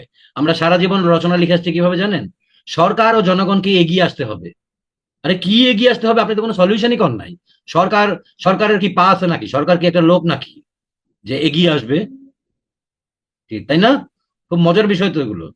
তাহলে এই যে মানে তখন এই যে আইডিয়ার ইয়ে না থাকলেও কোহিয়ারেন্স বা রেলেভেন্স আছে। রেলেভেন্স মানে প্রাসঙ্গিক কথা বলা। ঠিক আছে? তাহলে এখন দেখেন কিভাবে আমি ফল্টি ব্রেক বেল্ট টায়ারে দিয়ে দিয়েছি রেগুলার মেকানিক্যাল ইন্সপেকশন। ফিটনেস দিয়েছিলাম, ফিটনেস এটা দিয়েছি হেভি ফাইন যদি ফিটনেস না থাকে। তাহলে মূল পয়েন্ট হলো গিয়ে কি? মূল পয়েন্ট হলো গাড়ির কন্ডিশন। এই গাড়ির কন্ডিশনকে বোঝানোর জন্য আপনি যদি দুটো বিষয় বলে থাকেন তাহলে ঠিক ওই দুটো বিষয়েরই সলিউশন দিতে হবে। যদি একটি বিষয় আপনি ব্যাখ্যা করে থাকতেন তাহলে ওই একটি বিষয়ের সলিউশন দিতে হবে।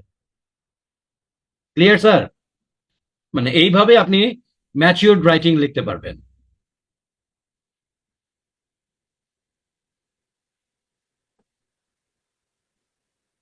আচ্ছা, এখন তাহলে সেকেন্ডটা কি হবে? সেকেন্ডটা কি হবে বলেন তো? সেকেন্ডটা কি হবে? আপনি অলরেডি কথা দিয়ে দিয়েছেন যে second point road condition. Road condition কাজে second para, second body paragraph হবে এখন রোড কন্ডিশন। ঠিক আছে? কি হলো আমার ইয়ে কই গেল? মার্কার কই গেল? Road condition. একটা লেখা দেখাইলে কেউ বোঝে না যে কেন ভালো লেখা, বলে যে হ্যাঁ সুন্দর লেখছে, গ্রামার ভুল নাই, লঙ্গার সেন্টেন্স লিখছে, ভোকাবুলারি ভালো আছে, লেখা তো ভালো হইবই। কি কারণে এটা লেখা ভালো, এটা যে কত ভাবে দেখানো যাবে আমি দেখাবো আজকে আপনাদেরকে। মানে ওই জিনিসগুলো শেখার, আপনার এই ল্যাঙ্গুয়েজ কপি করা শেখার না। আপনি আপনার ভাষায় লিখবেন, কিন্তু ওস্তাদি হইলো ভেতরে ভেতরে, যেটা এক্সামিনাররা জানে। তাহলে রোড কন্ডিশন আসবে এখন। Road condition also contribute to road accidents. তাহলে এখন ব্যাখ্যা দিবেন। For example, heavy rain, fog and snow, ওই যে snow once global writer, can make road slippery. তাহলে এক নম্বর পয়েন্ট হলো স্লিপারি। তাহলে এটার সমাধান দিতে হবে কিন্তু।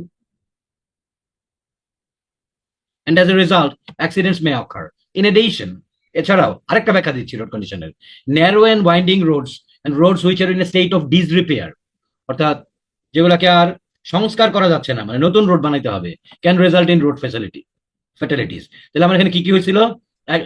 ওইটা মানে একটা হলো গিয়ে ওই যে ওয়েদার কন্ডিশনের কারণে রোড স্লিপারি যদি হয়ে যায় তাহলে কি করা উচিত, আর আরেকটা হচ্ছে ন্যারো ওয়াইন্ডিং রোড এবং মানে খারাপ রাস্তা। তাহলে একটা হলো গিয়ে রাস্তার জন্য এক্সটার্নাল ওয়েদারের কন্ডিশনের জন্য রাস্তার অবস্থা, আর একটা হলো ন্যারো ওয়াইন্ডিং রোড, আর একটা হলো গিয়ে রাস্তা খারাপ। তাহলে এখন দেখেন সলিউশন কি? A greater proportion of money needs to be designated. তার মানে কোনটার জন্য? এই যে স্টেট অফ ডিসরিপেয়ারের জন্য। মানে সিরিয়ালি দিতে পারবেন কোনো কথা নাই, কিন্তু ওই সলিউশন গুলাই দিতে হবে। আর দেখেন ন্যারো ওয়াইন্ডিং রোড যদি বলে সামনে রাস্তা আঁকা বাঁকা, ঠিক আছে, তারপরে যদি ওই যে স্লিপারি রোড, সামনে রাস্তা পিচ্ছিল, ঠিক আছে, সামনে তুষার, তো তাহলে কি রোড সাইন। তাহলে সবগুলো সলিউশন হয়ে গেল। Providing clear road science may also help reduce the number of road accidents. দেখেন কত সতর্ক ভাবে লিখা। এগুলো তো আর এমনি আন্দাজি মান্দাজি কোইন্সিডেন্টালি মিলে যাচ্ছে না, একদম অঙ্ক আছে এখানে।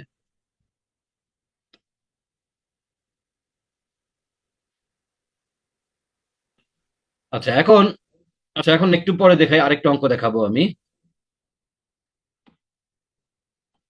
Another significant cause of road accidents is human errors committed by either drivers or passers by। দুই ভাগে ভাগ করে দিচ্ছি। মানুষ তো দুই ধরনের থাকবে রোড অ্যাক্সিডেন্টে, একটা ড্রাইভার, একটা হলো passersby. So this can be seen by the fact that drunken driving and excessive speed are frequently the causes of misjudging distance। আমরা আপনার ল্যাঙ্গুয়েজ গুলো দেখবেন না, দেখবেন খালি যে কিভাবে আগাচ্ছে, তার মানে এক্সাম্পল দিচ্ছি। তারপরে in consequence road accidents take place. Other examples আর driver failing to signal a turn, অর্থাৎ টার্ন নিবে কিন্তু কোনো ইন্ডিকেটর দেয় নাই। আবার apart from that people using the roads can also fall a victim to road accidents for their own carelessness. তাহলে সবগুলোর এখন সলিউশন, মানে এই যে প্রবলেম গুলো বললাম এই সলিউশন গুলো যাতে এই সবগুলাকে যাতে সলিউশন করে। While this problems of human errors are the most difficult to resolve, কারণ মানুষরে তো কেমনে আপনি ঠিক করবেন? অ্যাডভার্টাইজিং ক্যাম্পেইনস, ঠিক আছে, অর্থাৎ সেমিনার করা, পথসভা করা, হ্যাঁ, তারপরে হচ্ছে গিয়ে টিভি প্রোগ্রাম করা, have prove effective in educating drivers and peoples about road hazards. আরেকটা হলো মায়ের উপরে ওষুধ নাই। Furthermore harsher penalty such a stricter fines and suspension of driving license could be applied to discourage such dangerous behavior। তাহলে সব human error গুলোর solution এগুলোর মাধ্যমে পাওয়া যাবে। এখন দেখি কনক্লুশনে কি করছি। কনক্লুশনে তাহলে কজ এবং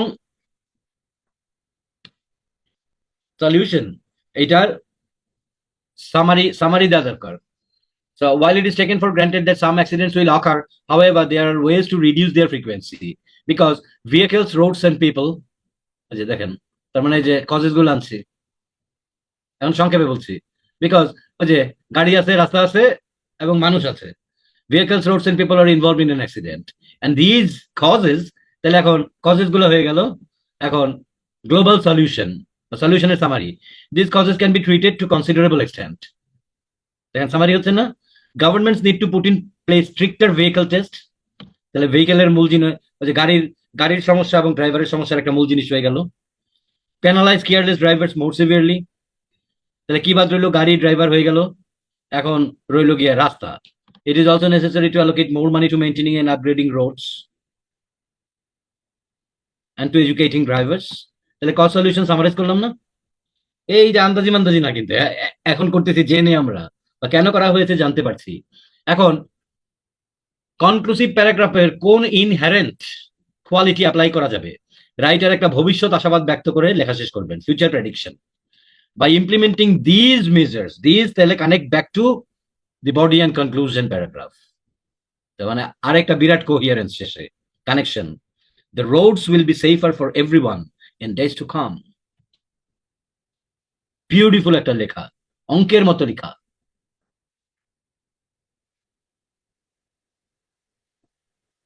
ইন কনক্লুশনের পরিবর্তে আপনি টু রিক্যাপিচুলেট লিখতে পারবেন, অবশ্যই লিখতে পারবেন, এইখানে লিখতে হবে, এইখানে লিখতে হবে, এটা ইন কনক্লুশনের পরিবর্তে এই জায়গায় লিখতে পারবেন to recapitulate.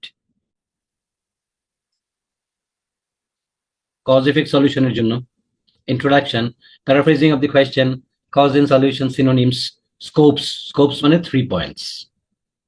Body 1, topic sentence with the first point as cause, plus specific examples and explanations, plus specific solution to the specific examples mentioned.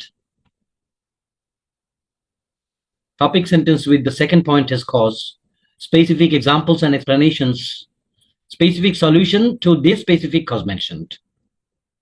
Topic sentence with third point as cause, specific examples and explanations, specific solution to this specific cause mentioned. Conclusion, sum up of causes and solutions, future prediction or hope. দেখেন, তখন আপনার মনের ভিতরে যখন এটা থাকবে, যে কোনো কজ এন্ড সলিউশন যদি চলে আসে, তো তাহলে কি লেখা যাবে না স্যার? অনেক কিছুই তো প্রিপেয়ার্ড আপনি।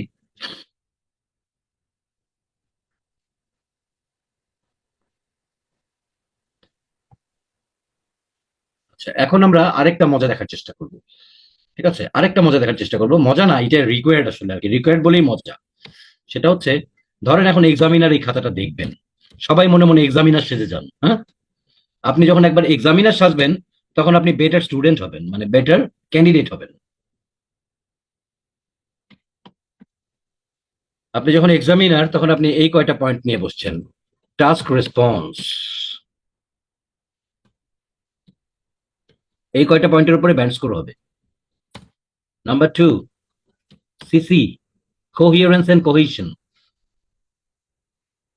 আচ্ছা, টাস্ক রেসপন্সে কি কি আছে? ওয়ার্ড লিমিট,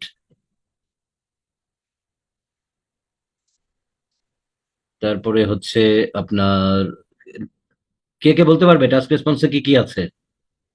ওয়ার্ড লিমিট,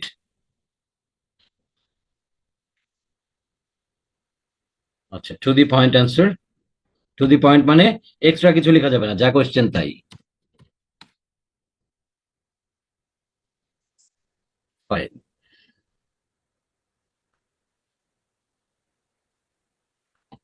হ্যাঁ, এই ওয়ার্ড ফাইলটা শেয়ার করবো। সিসি, সিসি থেকে কি আছে? Relevance, connectivity, the connecting words, আর একটা হচ্ছে অর্গানাইজেশন, ঠিক আছে? এখন হচ্ছে টোটাল এসে কে মার্কিং করবো, রাইটিং এ কত ব্যান্ড স্কোর পাইছে সে, ঠিক আছে? মানে কিভাবে, হ্যাঁ, কিভাবে কিভাবে কিভাবে এক্সামিনার খাতা দেখেন, এই লেখাটাকে ওইভাবে খাতা দেখা শেখাবো, তাইলে আপনি বুঝতে পারবেন যে এক্সামিনার কি চান আপনার কাছে। কথা বুঝতে পেরেছেন? যে কানেক্টিভিটি মানে লিঙ্কিং ওয়ার্ডস, সিসি কানেক্টিভিটি মানে লিঙ্কিং ওয়ার্ডস, অর্গানাইজেশন মানে টোটাল, তাহলে টোটাল প্যারাটা সাজানো হয়েছে কিনা, প্যারা টু প্যারা ঠিক আছে কিনা, টোটাল 131 121 হয়েছে কিনা, ঠিক আছে? তাহলে এগুলো রেলেভেন্স। নাম্বার 3 কি? নাম্বার 3 হচ্ছে এলআর মানে ভোকাবুলারি। আচ্ছা, তো ভোকাবুলারিতে কি কি আছে? নাম্বার 1 হচ্ছে not repeating the same word, not repeating the same word, তারপরে হচ্ছে সিনোনিম, মানে মানে তার মানে সিনোনিমাস আর কি, ঠিক আছে। তারপরে হচ্ছে গিয়ে আপনার কলোকেশনস। কলোকেশনস মানে ওই যে কে কার সাথে যায়, আমি দেখাবো কলোকেশনস কি কি, ঠিক আছে। They are not repeating the same word, collocations. তারপরে লেস ফ্রিকুয়েন্টলি ইউজড ওয়ার্ডস, এই কটাই ধরলাম। And number 4, GRA, grammatical range and accuracy. GRA, GRA তে কি, জিআরএ তে সাধারণ ভুলগুলো হবে না, তো সেটা তো আমরা চেক করবোই। টেন্স টেন্স এগুলো ভুল হবে না। আর ভালো জিনিস কি কি আছে দেখবো, ভালো জিনিস কি কি আছে, যেমন longer sentences, longer simple sentences, complex sentences, modals, হ্যাঁ, longer simple sentences, complex sentences, modals, mechanics বা জ্যোতি চিহ্নের ব্যবহার, fine. Conditional sentences, okay fine, ঠিক আছে মোটামুটি আর কি এই। তাহলে এখন দেখবো, প্রথমে দেখবো টাস্ক রেসপন্স, ওয়ার্ড লিমিট ঠিক আছে কিনা, টু দি পয়েন্ট আছে কিনা।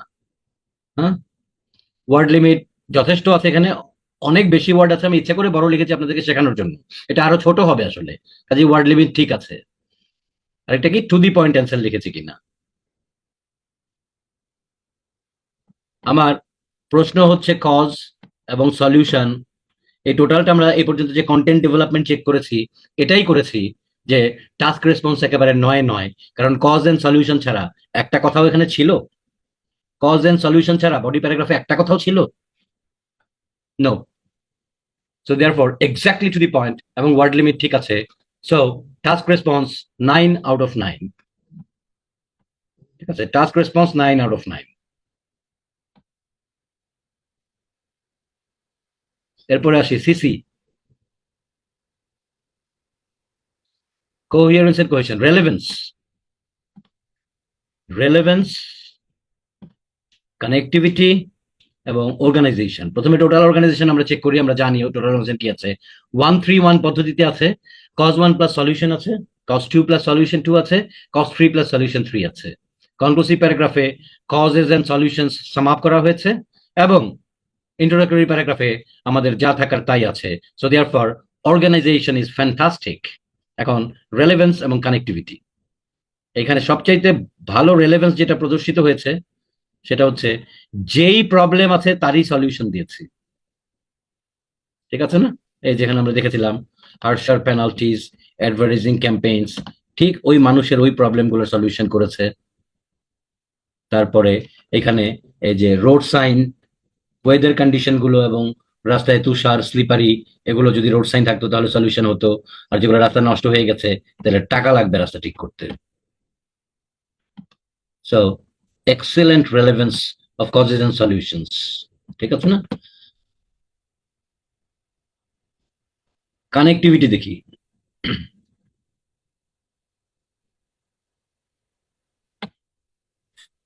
Vehicle, inadequate vehicle maintenance, connectivity, এই যে কানেক্টিভিটি গুলো আমরা ইয়ে দিয়ে দিয়েছি, লিঙ্কিং ওয়ার্ড গুলো আমি ইটালিক্স করে দিয়েছি, ফর ইনস্ট্যান্স দিয়ে আমি আগেরটার সাথে উদাহরণ দিয়েছি। অ্যাপার্ট ফ্রম দ্যাট, এইটা দিয়ে বুঝিয়েছি আরেকটি উদাহরণ। তারপরে যখন আমি সলিউশনে গিয়েছি, এখানে একটা লিখেছি টু রিজলভ দিস প্রবলেমস, আমরা সলিউশনে যাচ্ছি। সো একেবারে এক্সাম্পলের কানেকশন, সলিউশনে ট্রানজিট মানে ট্রানজিশন নেওয়ার কানেকশন, এভরিথিং ইজ সুপার। একইভাবে এখানে ওখানে ছিল ফর এক্সাম্পল, এখানে হচ্ছে for instance.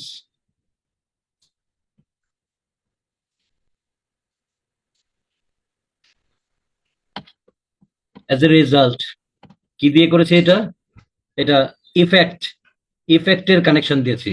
As a result accidents may occur. In addition মানে another example of bad road condition.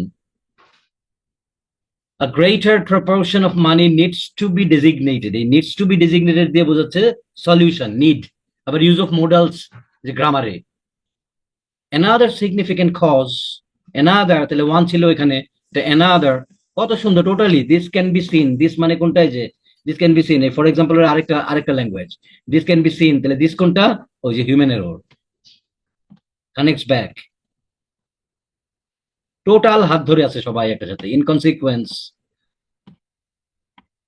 So CC is already proved, CC is already proved, তাই না?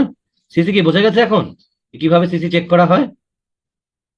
Connector গুলো দিয়ে, তারপর একটা সাথে আরেকটা প্রাসঙ্গিক ভাবে জড়িত আছে কিনা, কানেক্টর বা লিঙ্কিং ওয়ার্ডের মাধ্যমে, সাইন পোস্ট ওয়ার্ডের মাধ্যমে। হ্যাঁ, সো এক্সেলেন্ট, 8.5 to 9। হ্যাঁ, 9, এটা আসলে 9 মানে writing. LR, not repeating the same word, এইটার একটা খেলা দেখাবো এখানে। Collocations, less frequently used words মাঝে মাঝে দেখাবো, বাট এইটার একটা চরম খেলা এখানে আছে, not repeating the same word. মানে 4টার জন্য 4বার চেক করছি, 4টার জন্য 4বার চেক করে শেখাচ্ছি আপনাদেরকে। দেখেন, একটা লেখা একবার পড়লে 4টা পয়েন্ট আলাদা করে বোঝা যায় না, বাট এর ভিতরে কি কারিশমা আছে জন্য 4বার আলাদা করে 4টা পয়েন্ট আমি বোঝাচ্ছি। এইবার দেখাবো লেক্সিক্যাল রিসোর্স বা ভোকাবুলারি খেলা এখানে কেন এত ভালো। ভোকাবুলারি মানেই খটর মটর শব্দ না। অ্যাপ্রোপ্রিয়েসি কাকে বলে, কিভাবে খুব কেয়ারফুলি একই জায়গাগুলোতে ভিন্ন শব্দ ব্যবহার করা হয়েছে, রিপিট করা হয়নি। আচ্ছা, এখানে 3টা ল্যাঙ্গুয়েজ তো বারবার আসবে, প্রতিটা প্যারায় যেহেতু কজ সলিউশন, কাজে প্রত্যেকটা প্যারায় কি আসবে? কজ ইফেক্ট সলিউশন, তাই না? প্রত্যেকটা প্যারায় কি কজ ইফেক্ট সলিউশন আসবে না? 3টা প্যারাই তো cos 1 plus solution 1, cos 2 plus solution 2, cos 3 plus solution 3। কাজে প্রত্যেকটা প্যারায় কজ ইফেক্ট সলিউশন আসবে। আপনারা দেখে এখন খুবই অবাক হবেন, না দেখায় দিলে দেখা যায় না, এক্সামিনাররা ঠিকই দেখেন। মানে খেয়াল করবেন কি করি। নাম্বার 1, কজের language, many accidents are caused by, তাহলে এখানে কি কজ ভার্ব হিসাবে না, এটা প্যাসিভ ইউজ করেছি না, আর কজড বাই। এখন দেখেন language of effect, cause and effect, আরেকটা ক্যান লিড টু, এটা থেকে ওইটা হতে পারে। Language of cause and effect, bring about মানে ঘটায়, language of cause and effect. Language of solution কি? উড হেল্প রিডিউস, এটা কমাবে, মানে ল্যাঙ্গুয়েজ অফ সলিউশন। এখন দেখবেন পরের প্যারায় এই language of cause and effect কিভাবে ভ্যারি করেছে এবং ল্যাঙ্গুয়েজ অফ সলিউশন কিভাবে ভ্যারি করেছে, প্রত্যেকটা নতুন নতুন। এখানে বলেছি কন্ট্রিবিউট টু, এখানে ছিল আর কস্ট বাই, এই কন্ট্রিবিউট টু আগে একবারও আসে নাই। আচ্ছা, আরো দেখাই এক্সাম্পলে, এটা হলো ফর ইনস্ট্যান্স, দ্বিতীয় প্যারা হলো ফর এক্সাম্পল। খুব কেয়ারফুলি করা হয়েছে এগুলো, এমনি মানে সাধারণ শব্দ হলেও খেলা খুব মারাত্মক, খেলা একেবারে স্পেনের খেলা, আর্টিস্টিক মানে মানে ইন্টারনাল গেম আছে এখানে। তাহলে কন্ট্রিবিউট টু আলাদা, ফর ইনস্ট্যান্সও আমি মানে নিছি ফর এক্সাম্পল। এখানে বলেছি অ্যাজ এ রেজাল্ট, ওখানে বলেছিলাম ইন কনসিকুয়েন্স। এখানে বলে ওখানে ছিল অ্যাজ এ রেজাল্ট, এখানে বলছি ক্যান রেজাল্ট ইন। রেজাল্ট শব্দ আছে বাট দুইটা ফ্রেজ কিন্তু আলাদা। Can result in is a phrasal verb, আর অ্যাজ এ রেজাল্ট হচ্ছে অ্যাডভার্ব। ওখানে ছিল উড হেল্প রিডিউস, এখানে নিডস টু বি ডেজিগনেটেড। এখানে বলছে মে অলসো হেল্প রিডিউস, এখানে বলছিল উড হেল্প রিডিউস। আচ্ছা আচ্ছা, তাহলে এখন এখানে আসি। প্রথমে ছিল আর কজড বাই, মানে যেহেতু এখানেও কজ এসেছে, কিন্তু এখানে কজ এসেছে নাউন হিসাবে, অ্যানাদার সিগনিফিকেন্ট কজ। সিগনিফিকেন্ট হলো এডজেক্টিভ, কজ হলো নাউন। নাহলে নাউনের আগে তো আর এডজেক্টিভ বসে, মানে এডজেক্টিভ তো নাউনের আগে ছাড়া বসতে পারে না। তাহলে কজ হলে ওইটা ছিল আর কজড বাই, এটা ছিল another significant cause as a noun. আচ্ছা, তারপরে কি ছিল? ফর এক্সাম্পল ছিল, ফর ইনস্ট্যান্স ছিল, এখানে আর এটা দেই নাই। This can be seen by the fact that, এটা ফর এক্সাম্পলের আরেকটা ল্যাঙ্গুয়েজ। ঠিক আছে, আদার এক্সাম্পলস আর, যে ইন এডিশনের পরিবর্তে লিখেছি। ল্যাঙ্গুয়েজ অফ সলিউশন কি আছে? হ্যাভ প্রুভ এফেক্টিভ, এটিও এফেক্টিভ প্রমাণিত হয়েছে, এখানে দিয়েছি কুড বি অ্যাপ্লাইড। প্রতিটা কজ ইফেক্ট সলিউশন ভ্যারি করা, প্রতিটা এক্সাম্পলের ল্যাঙ্গুয়েজ ভ্যারি করা, এবং খুব কেয়ারফুলি করা হয়েছে এটা। So this is a super game of lexical resource, vocabulary super game. Vocabulary মানে একটা অজানা শব্দ না, এখানে প্রতিটা শব্দই জানা, বাট আমি যে রিপিট করিনি, বারবার নতুন শব্দ এনেছি একই জিনিস বোঝাতে, 3টা প্যারাতে 3টা ভিন্ন বিষয়ে একই জিনিস বোঝাতে, যে মানে কজ ইফেক্ট সলিউশন, আইডিয়াটা তো একই, বাট পয়েন্টটা হয়তো একটা হলো গিয়ে আপনার গাড়ির, একটা হলো রাস্তার, একটা হলো মানুষের, বাট ওই যে কজ ইফেক্ট সলিউশন শব্দগুলো তো বারবার একই আসবে। সো কত কেয়ারফুলি এখানে করা হয়েছে। আর অন্যান্য শব্দ, এই যে মানে যেমন এই যে ফল এ ভিকটিম, এটা একটা কলোকেশন, মানে ভিকটিমের সাথে হয় ফল এ ভিকটিম। ঠিক আছে, তারপরে যে কেয়ার, ড্রাইভার যখন কেয়ার ছাড়া মানে কেয়ারলেস ভাবে করে তখন এটা হয় ডিউ কেয়ার, এবং ছাড়া হলে হয় উইদাউট ডিউ কেয়ার। এই যে ওয়ার্ড ট্রিপলেট মানে এই যে তিনটা শব্দ একসাথে গেল, এটাকে বলে কলোকেশন। এখন খেয়াল করে দেখেন তো, আপনি আপনি উইদাউট ডিউ কেয়ার এই শব্দটার মানে বুঝেন, কিন্তু বুকে হাত দিয়ে বলেন তো আপনার মুখ দিয়ে বা কলম দিয়ে জীবনে কোনোদিন বেরোইছে এই তিনটা? Without due care, without due care করছেন কোনোদিন? মনে হয় না। তো কাজেই ওই নতুন খটর মটর শব্দ না শিখে এই বিষয়গুলো, এই যে কলোকেশন, হ্যাঁ, মানে কলোকেশনের বিষয়গুলো বেশিরভাগই এরকম ঘটবে যে আপনি শুনেছেন বা পড়লে বুঝেন, কিন্তু আপনার মুখ দিয়ে বা আপনার কলম দিয়ে বের হয় না। ঠিক আছে, এই কলোকেশন গুলো রপ্ত করা হলো গিয়ে ভোকাবুলারির একটা বিরাট বড় ওস্তাদি। আমি মনে হয় আইডিয়া গুলো বোঝাতে পেরেছি। আসলে আমরা কি শিখবো সেটাই শেখাতে পারি না। হ্যাঁ, এটা মানে ট্রেনারদেরও ব্যর্থতা আমি বলবো, যে কি যে শিখবে তাই শিখাইতে পারি না। ট্রেনাররা শুধু দেখান উনি কি পারেন, আমি পারলে তো হবে না রে বাবা, আমি তো বসছি আপনাকে পারানোর জন্য, তাই না? কাজেই কি শিখবেন কিভাবে শিখবেন এটা আমাকেই বলে দিতে হবে। Only then I am a good trainer. Grammatical range and accuracy, grammatical range and অ্যাকুরেসিতে আমি ধরেন খালি একটা জিনিসই দেখাই, এখানে মেকানিক্স এর কি খেলা আছে এখানে। সবই দেখানো যাবে, বাট মেকানিক্স এর খেলাটা একটু বোঝা দরকার, যে এইটা দিয়ে কত উন্নত লেখা হয়।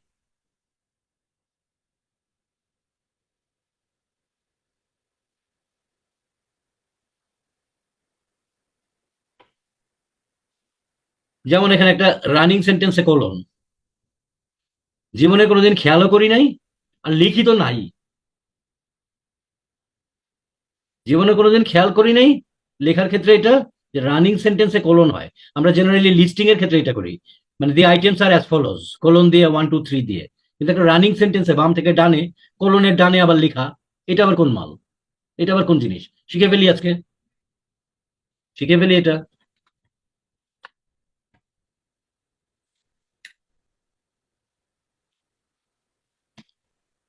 আচ্ছা, রানিং সেন্টেন্সে কোলন যেহেতু মানে এগুলো একটু অ্যাডভান্স জিনিস, রানিং সেন্টেন্সে কোলনের অনেক ভার্সনস আছে। আমরা একটা ভার্সন শুধু শিখবো এবং অ্যাপ্লাই করবো, কারণ বেশি শিখলে আসলে অ্যাপ্লাই করা হয় না। ঠিক আছে, বেশি শিখলে অ্যাপ্লাই করা হয় না, একটাই শেখেন। সেটা হচ্ছে যখন এরকম কোনো পয়েন্টস আপনাকে বলতে হয়, যেই পয়েন্টস গুলো হয়েছে, যেমন ধরেন এখানে এ বি সি, ভেহিকেল রোডের জিনিস এত বাদ দেন, আপনি ধরেন এক্স ওয়াই জেড, মানে সহজে বোঝার জন্য আর কি, কারণ যত লম্বা হয় তত লোড পড়ে মনের ভিতরে। এক্স ওয়াই জেড তিনটা আইটেম আপনি বলতে চান, তাহলে এই কোলনের আগের শব্দটা হতে হবে, কোলনের ঠিক আগের শব্দটা হতে হবে এই এক্স ওয়াই জেড, মানে যার আন্ডারে পড়ে সেইটা। যেমন এখানে দেখেন তো, কোলনের আগের শব্দটা কজেস, কাজে এই কজেসই হলো যে cause number one, cause number two, cause number three. কিন্তু এই কলনের আগে যদি কজেস না থাকে, অন্য কোনো শব্দ থাকতো, তাহলে আপনি এখানে কলন ব্যবহার করতে পারতেন না। যেমন আপনি এভাবে লিখতে পারবেন না, the causes are, the causes are X Y and Z, এটা আপনি লিখতে পারবেন না। কারণ কি? কারণ কলনের আগে তো আর, কলনের আগে যদি কজ থাকতো তাহলে এক্স ওয়াই জেড লিখতে পারতেন, কারণ এক্স ওয়াই জেড তিনটাই তো কজেস। বাট কলনের আগে যেহেতু আর, আর এর, আর এর লিস্ট এই তিনটা, এটা আবার কোন জিনিস? কি বোঝা গেছে? এখন বোঝা গেছে? ক্লিয়ার? রানিং সেন্টেন্সে কলন কিভাবে লিখতে হয় কমনলি? কলনের আগে ঠিক ওই শব্দটাই থাকতে হবে যেই শব্দটার এক্সাম্পলও না, ফুল লিস্ট ডানেরটা, ফুল লিস্ট ডানেরটা, not only example, full list. এই যে থ্রি মেজর কজেস, ওই যে ওই তিনটা। ঠিক আছে, তাহলে আপনার আর উপরে নিচে লিখতে হবে না, উপরে নিচে লেখা যায় না এখানে। এখানে রানিং সেন্টেন্সে কলন, এটা অত্যন্ত উচ্চ মার্গীয় একটি মেকানিক্স। ঠিক আছে, খুব উঁচু মানের একটা মেকানিক্স এটা, মানে জেনারেলি ওয়ার্ল্ড ক্লাস রাইটাররা এগুলো ব্যবহার করে থাকেন। সো কিছু দু একটা শিখে নিয়ে দু একটা মারলেও তো একটু বাড়ে, গ্রামারে তো একটু মার্কটা বাড়ে, তাই না স্যার?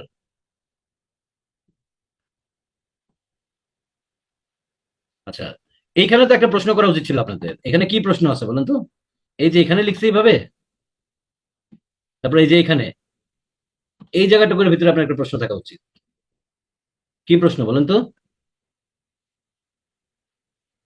এন্ড এর আগে কমা, রাইট, এন্ড এর আগে কমা।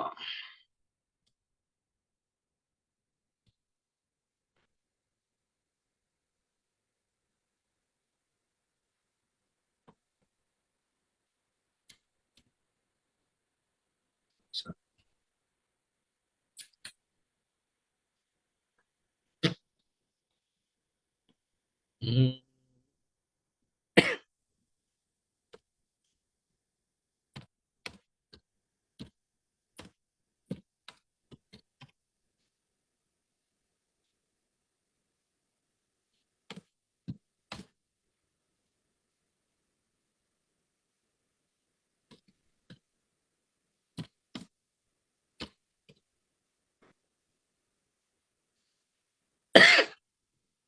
সবাই ফলো করতে পারছেন কি লিখেছি আমি? Burger, fish and chips and French ফ্রাইজ। Fish and chips কিন্তু একটা আইটেমকে বলে, এটা আপনারা জানেন কিনা আমি জানি না। ফাস্ট ফুডের ভেরি কমন একটা আইটেম ফিশ অ্যান্ড চিপস। ঠিক আছে, তাহলে এখন দেখেন এইখানে যদি কমা না দেয় তাহলে ফিশ আলাদা, চিপস আলাদা, ফ্রেঞ্চ ফ্রাইজ আলাদা। তাহলে এখানে আপনাকে অবশ্যই কমা দিতে হবে fish and chips and French ফ্রাইজ। তাহলে অটোমেটিক্যালি তো এন্ডের আগে একটা কমা পড়ে যায়, ঠিক আছে না? কিন্তু এখানে যেহেতু ডবল এন্ড আছে, এখানে যেহেতু ডাবল এন্ড আছে সেই কারণে আপনি বলতে পারেন। এখন মানে এটা তো বোঝা গেছে ফিশ অ্যান্ড চিপস একটা আইটেম, তাহলে প্রতি একটা আইটেমকে কমা দিয়ে পৃথক করা হয়েছে। আচ্ছা, এখন আপনি যদি এইখানে যদি কমা না দেন, বা না, এইখানে যদি আপনি কমা না দিয়ে ফুল স্টপ দেন, তাহলে এন্ড ছাড়া এইভাবে লাস্ট কমা দিয়ে ফুল স্টপ দেওয়া যায় না, এটা হারাম। আচ্ছা, আবার যদি এখানে যদি আপনি কমা না দেন, তাহলে ফিশ অ্যান্ড চিপস, ফিশ তার মানে বার্গার একটা, ফিশ একটা, চিপস একটা, ফ্রেঞ্চ ফ্রাইজ একটা, কিন্তু আমি বোঝা যাচ্ছে তিনটা আইটেম, তো তাহলে আমার তো কমা লাগবেই।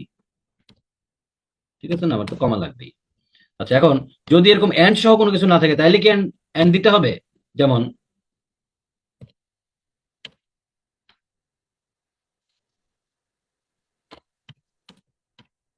অ্যাডাল্ট মেলস,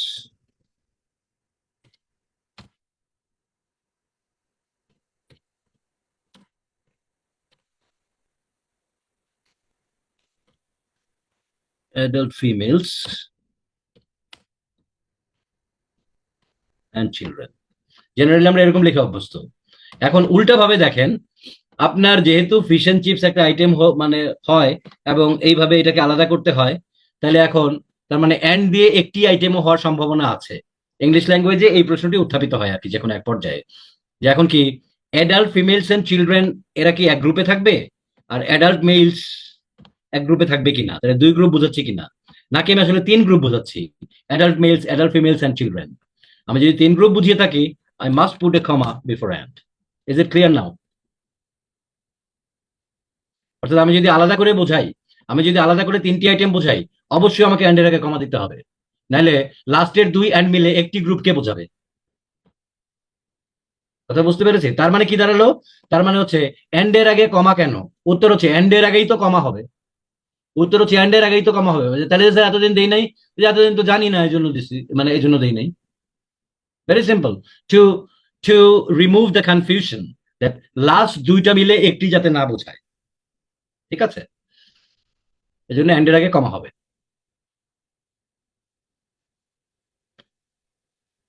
একজন দিয়েছিলেন কোলনে কি অ্যাজ ফলোজ দিয়ে এভাবে ডানে লিখতে পারবো কিনা? না, অ্যাজ ফলোজ দিলে কোলন দিয়ে নিচে লিখতে হয়, রানিং সেন্টেন্সে লেখা যায় না। রানিং সেন্টেন্সে শুধুমাত্র ওইভাবে যেভাবে বলছি ওইভাবেই লিখতে পারবেন। হাউএভার কমার আরো ওয়ে আছে, বাট এই যে লিস্টিং মেথড, মানে ডান পাশে যে লিস্টটা যায়, যে মানে মানে ওই যে কজেস দিয়ে তিনটা লিস্ট দিলাম আমি, এই লিস্টিং প্রকাশ করতে গেলে আপনাকে কোলনের আগে ঠিক ওই শব্দটাই থাকতে হবে, অন্য শব্দ থাকলে হবে না। ঠিক আছে, রাইট। এই যে একজন এখন লিখেছে burger and fish and chips, and এর আগে একটা কমা, আবার ফিশ এন্ড চিপস এর মাঝখানে কমা নাই। Thank you very much, you have understood. এই জন্যই মেকানিক্স এর মানে ওস্তাদি জানতে হয়। ঠিক আছে, এই জন্যই মেকানিক্স এর ওস্তাদি জানতে হয়, কারণ এখানে দুইটা এন্ড থাকে, আপনার এই কমা না দিলে মানে কোনোভাবেই বোঝা যাবে না। মেকানিক্স এর আরো খেল দেখি এখানে, শুরুতেই একটা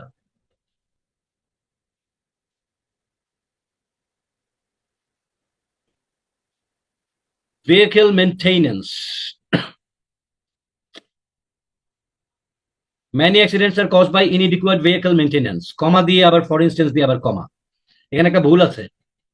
এটা হলো, এইটা তো আসলে এরকম হওয়ার কথা ছিল তাই না, যে দেখেন কমা না দিয়ে ফুল স্টপ, তারপরে ফর ইনস্ট্যান্স, এই দিস ইজ কারেক্ট। আপনি যদি এটাকে দুইটা সেন্টেন্সকে রান করাইতে চান, তাহলে একটা ফুল স্টপের পরিবর্তে শুধুমাত্র একটা সেমিকলন দিয়ে দুইটা সেন্টেন্সকে রান করানো যায়, কমা দিয়ে রান করানো যায় না। তাহলে ওখানে কমাটা ভুল ছিল, এটা হবে ফর ইনস্ট্যান্স। এই যে সেমিকলন, ফর ইনস্ট্যান্স, কমা না বলে দিলে কেউ তো বুঝবেই না। আসলে সেমিকলনের জায়গায় একটা ফুল স্টপ বসায়, এফটাকে বড় হাতে করে দেন, ইটস অল দি সেম। কি আরেকটা খেলা বোঝা গেছে? কিভাবে সেমিকলন তারপরে আবার আরেকটি শব্দ এবং আরেকটি কমা। আচ্ছা, যদি সেমিকলন না থাকতো, ফুল স্টপ থাকতো, তাহলে ফর ইনস্টেন্স এর এফ বড় হাতের হতো, এবং ফর ইনস্টেন্স এর পরে কমা কেন হলো? ফর ইনস্টেন্স এর পরে কমা কেন হলো? কে বলতে পারবে, কে লিখতে পারবে? মানে ধরেন আপনি সেমিকলন নাই, ফুল স্টপ, আগের বাক্যে ফুল স্টপ, এবং ফর ইনস্টেন্সের এফ বড়, কিন্তু ইনস্টেন্সের পরে কমা কেন? যেটা হচ্ছে বাক্যের মূল সাবজেক্টের আগে যে আসবে তার এই সাবজেক্টের কাছে কমা দিয়ে মাফ চাইতে হবে।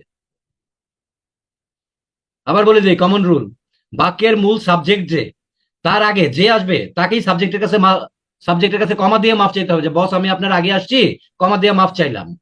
এখন দেখেন, ড্রাইভিং উইথ ফল্টে যে ক্যান লিড টু, এটা তো ফ্রেজাল ভার্ব, তাই না? এটা এটা হলো ভার্ব এখানে। তাহলে সাবজেক্ট কোনটা এই পুরোটা? Driving with faulty brakes or bald tyres. যেমন I can lead to, he can lead to, তাহলে আই হি এর জায়গায় কি এটা আসছে না? তাহলে এটা সাবজেক্ট, মানে সেন্টেন্সের। তার আগে যেহেতু ফর ইনস্টেন্স আসছে, এই ব্যাটার কমা দিয়ে সাবজেক্টের কাছে মাপ চাওয়া ছাড়া কোনো উপায় নাই। এই জন্য যে কোনো কিছু সাবজেক্টের আগে আসলেই কমা দিয়ে মাপ চাইতে হয়। It's a common rule. ঠিক আছে, কমা দিয়ে মাপ চাইতে হবে। আচ্ছা তাইলে এখন দেখি, এই যে দেখেন, এই যে সেমিকলন, অ্যাপার্ট ফ্রম দ্যাট এর পরে কেন কমা? আচ্ছা দেখি আমরা, because this increase the stopping time of the vehicle. আমরা এটাকে ফুল স্টপ দিতে পারতাম, এবং এটাকে করতে পারতাম apart from that. It's nice. দেখি এই যে vehicles having surpass their presume time for fitness are, তাহলে এখানে আর হলো ভার্ব, তাহলে এই পুরাটা হলো গিয়ে আমার সাবজেক্ট। যেহেতু যে কোনো কানেক্টর আসলে সাবজেক্টের আগে আসে, এই কারণে কমা দিয়ে মাপ চাইতে হয়। So this comma is alright. আর এটা তো এখানে এ বড় হাতের। হাউ এবার আপনি যদি একটু ভ্যারিয়েশন দেখাইতে চান, তাহলে আপনি কি করবেন? আপনি ফুল স্টপের পরিবর্তে, এটা বারবার করা যাবে না, বারবার করা যাবে না, এই যে দেখেন এইখানে যেহেতু করে ফেলছি এটা, এখানেও এটা করা যাবে, বাট পরপর দুই লাইনে করলে আবার এটা এক্সেসিভ হয়ে যায়, সৌন্দর্য নষ্ট হয়ে যায়। ইউ কি মানে উই ক্যান ডু দিস। আগেটা তো ব্যাখ্যা করছি কেন, কেন এই কমা, তাহলে জাস্ট এইটাকে করে দিতে পারি এই, সেমিকলনের পরে আর বড় হাতের হবে না।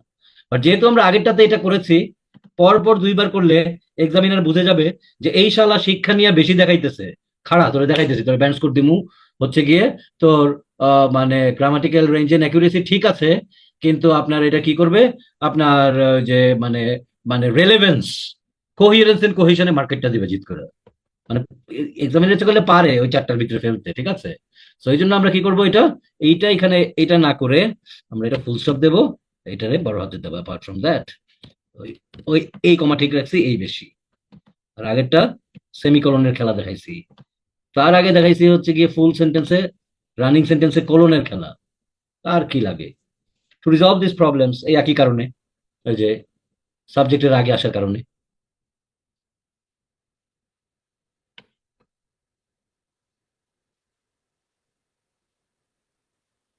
আচ্ছা সেমিকলন তাহলে এক নাম্বার কি হতে পারে? সেমিকলন হচ্ছে আমরা ফুল স্টপের পরিবর্তে ব্যবহার করতে পারি। সেমিকলনের দ্বিতীয় ব্যবহার কি? সেমিকলনের দ্বিতীয় ব্যবহার হচ্ছে কমা, কমা দিয়ে আমরা ছোট ছোট ভাগ দেখাই। ছোট ভাগ এবং বড় ভাগের ভেতরে যদি ভাগাভাগি করতে হয়, এই কনফিউশন এড়ানোর জন্য বড় ভাগাভাগির জন্য সেমিকলন, ছোট ভাগাভাগির জন্য কমা। যেমন এখানে দেখেন, ফর এক্সাম্পলের পরে, এগুলো আমি ইচ্ছা করে রেখে দিচ্ছি আর কি ঠিক করার জন্য। ফর এক্সাম্পলের পরে হেভি রেইন কি এক্সাম্পলের আন্ডারে না? নাকি এক্সাম্পলের আন্ডারে তো, এক্সাম্পল আর হেভি রেইন এই দুই কথা তো এক না, এক্সাম্পলের আন্ডারে, তাই না?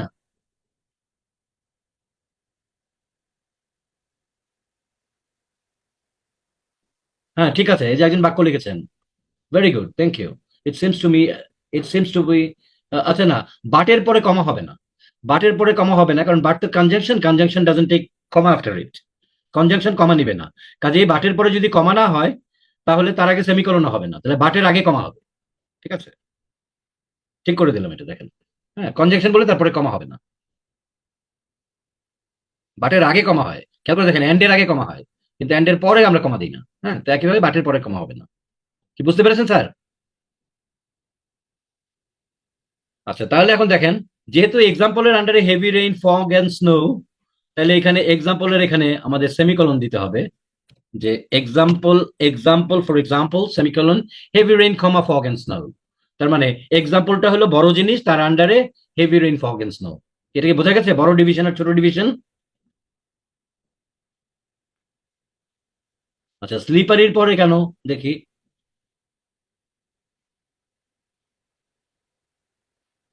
দুইটা সেন্টেন্স যদি হয়ে যায় তাহলে তখন আপনার সেমিকোলন দিয়ে পৃথক করতে হবে। দেখেন, heavy rain, fog and snow can make roads slippery, তাহলে can make roads slippery is a full sentence, and as a result accidents may occur, so this is another sentence subject verb সহ। তাহলে এই দুই সেন্টেন্সকে যদি যোগ করতে হয় তাহলে আপনার সেমিকোলন ছাড়া তো গতি নাই। দুই ফুল সেন্টেন্সকে যোগ করতে গেলে হয় কনজাংশন লাগবে আর নাহলে সেমিকোলন লাগবে। Clear sir?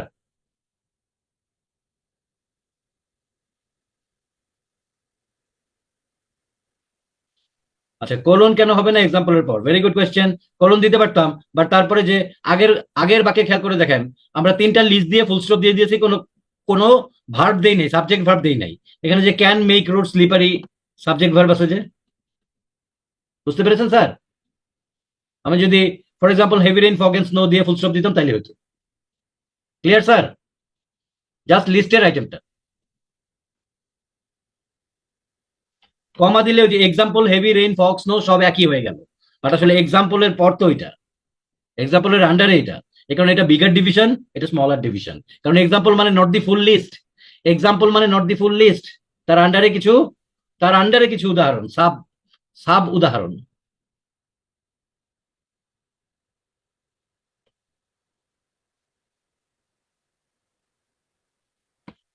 আরেকজন লিখেছেন কনজাংশন তো ইউজ করেছি। Very good, thank you sir. তাহলে এটা ভুল হয়েছে। দেখেন, এই যে কনজাংশন আর ওই সেমিকোলন একবারে দুইটা মানে একবারে দুইটা দেওয়া যাবে না। এখন দেখেন example semicolon, heavy rain, fog, snow can make roads slippery, semicolon, as a result accident may occur. Now it's all right. Clear? এখন ঠিক আছে। একটা সেন্টেন্সে দুইটা কলন কেন? হোক না, সমস্যা কি? কোনো সমস্যা নাই। একটা হলো আইটেম বড় ছোটর কলন, আর একটা হচ্ছে দুই সেন্টেন্সের কলন। ওই যে দুই সেন্টেন্স, ওই যে অ্যাজ এ রেজাল্ট অ্যাক্সিডেন্ট, এই সেমিকোলন তো ওই যে ওই আগেরটার মতোই, ওই যে ওই আগেরটার মতো, ফুল স্টপের পরিবর্তে, ফুল স্টপের পরিবর্তে এই যে এটা মেইনটেনেন্সের মতো, ফর ইনস্ট্যান্স ফুল স্টপের পরিবর্তে। ক্লিয়ার হয়েছে sir? Full stop, just full স্টপের পরিবর্তে। Clear now? তো এই যে জিনিসগুলো লুকায় লুকায় থাকে লেখার ভিতরে, তো এগুলো তো আসলে এক্সামিনাররা খুবই ট্রেইনড। হ্যাঁ, এটা ডোন্ট থিঙ্ক যে যে আমার স্যার জানে এক্সামিনার জানেন না, ঠিক আছে? সবাই জানে, সবাই জানে এগুলো। হ্যাঁ, যারা এক্সপার্ট তারা সবাই জানে।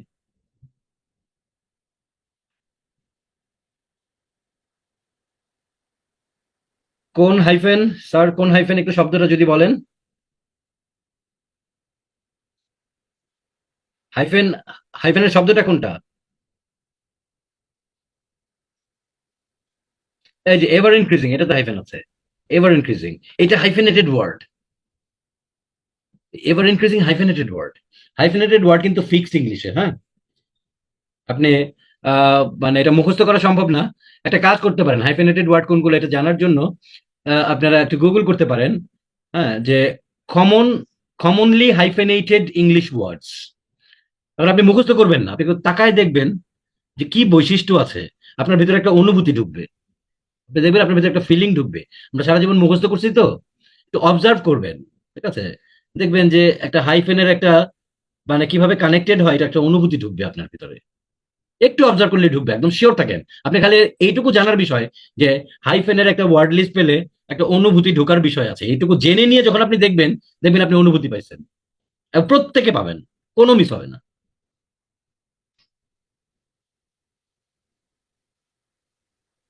ওই যে যেটা বলছি, এই কাজটা করেন, নিজে নিজে একটু করেন, ঠিক আছে? নিজে একটু করেন, আপনি দেখবেন আপনি একটা অনুভূতি পাবেন। সবকিছু আসলে রুল দিয়ে মানে মানে হয় না। Everyone must get the feeling. আপনি আমাকে নিজেই বলবেন যে স্যার, স্যার বুঝতে পারছি, কিন্তু আমি বুঝাইতে পারবো না যে কি। ঠিক আছে? আপনি নিজেই মানে এরকম একটা অনুভূতি হবে যে স্যার বুঝতে পারছি ব্যাপারটা একটু, হ্যাঁ, কিন্তু কেমনে কি আমি জানি না। তো এরকম এই হাইফিনেটেড ওয়ার্ডের একটা ফিলিং আছে। হ্যাঁ, একটা ইন্টারনাল ফিলিং আছে।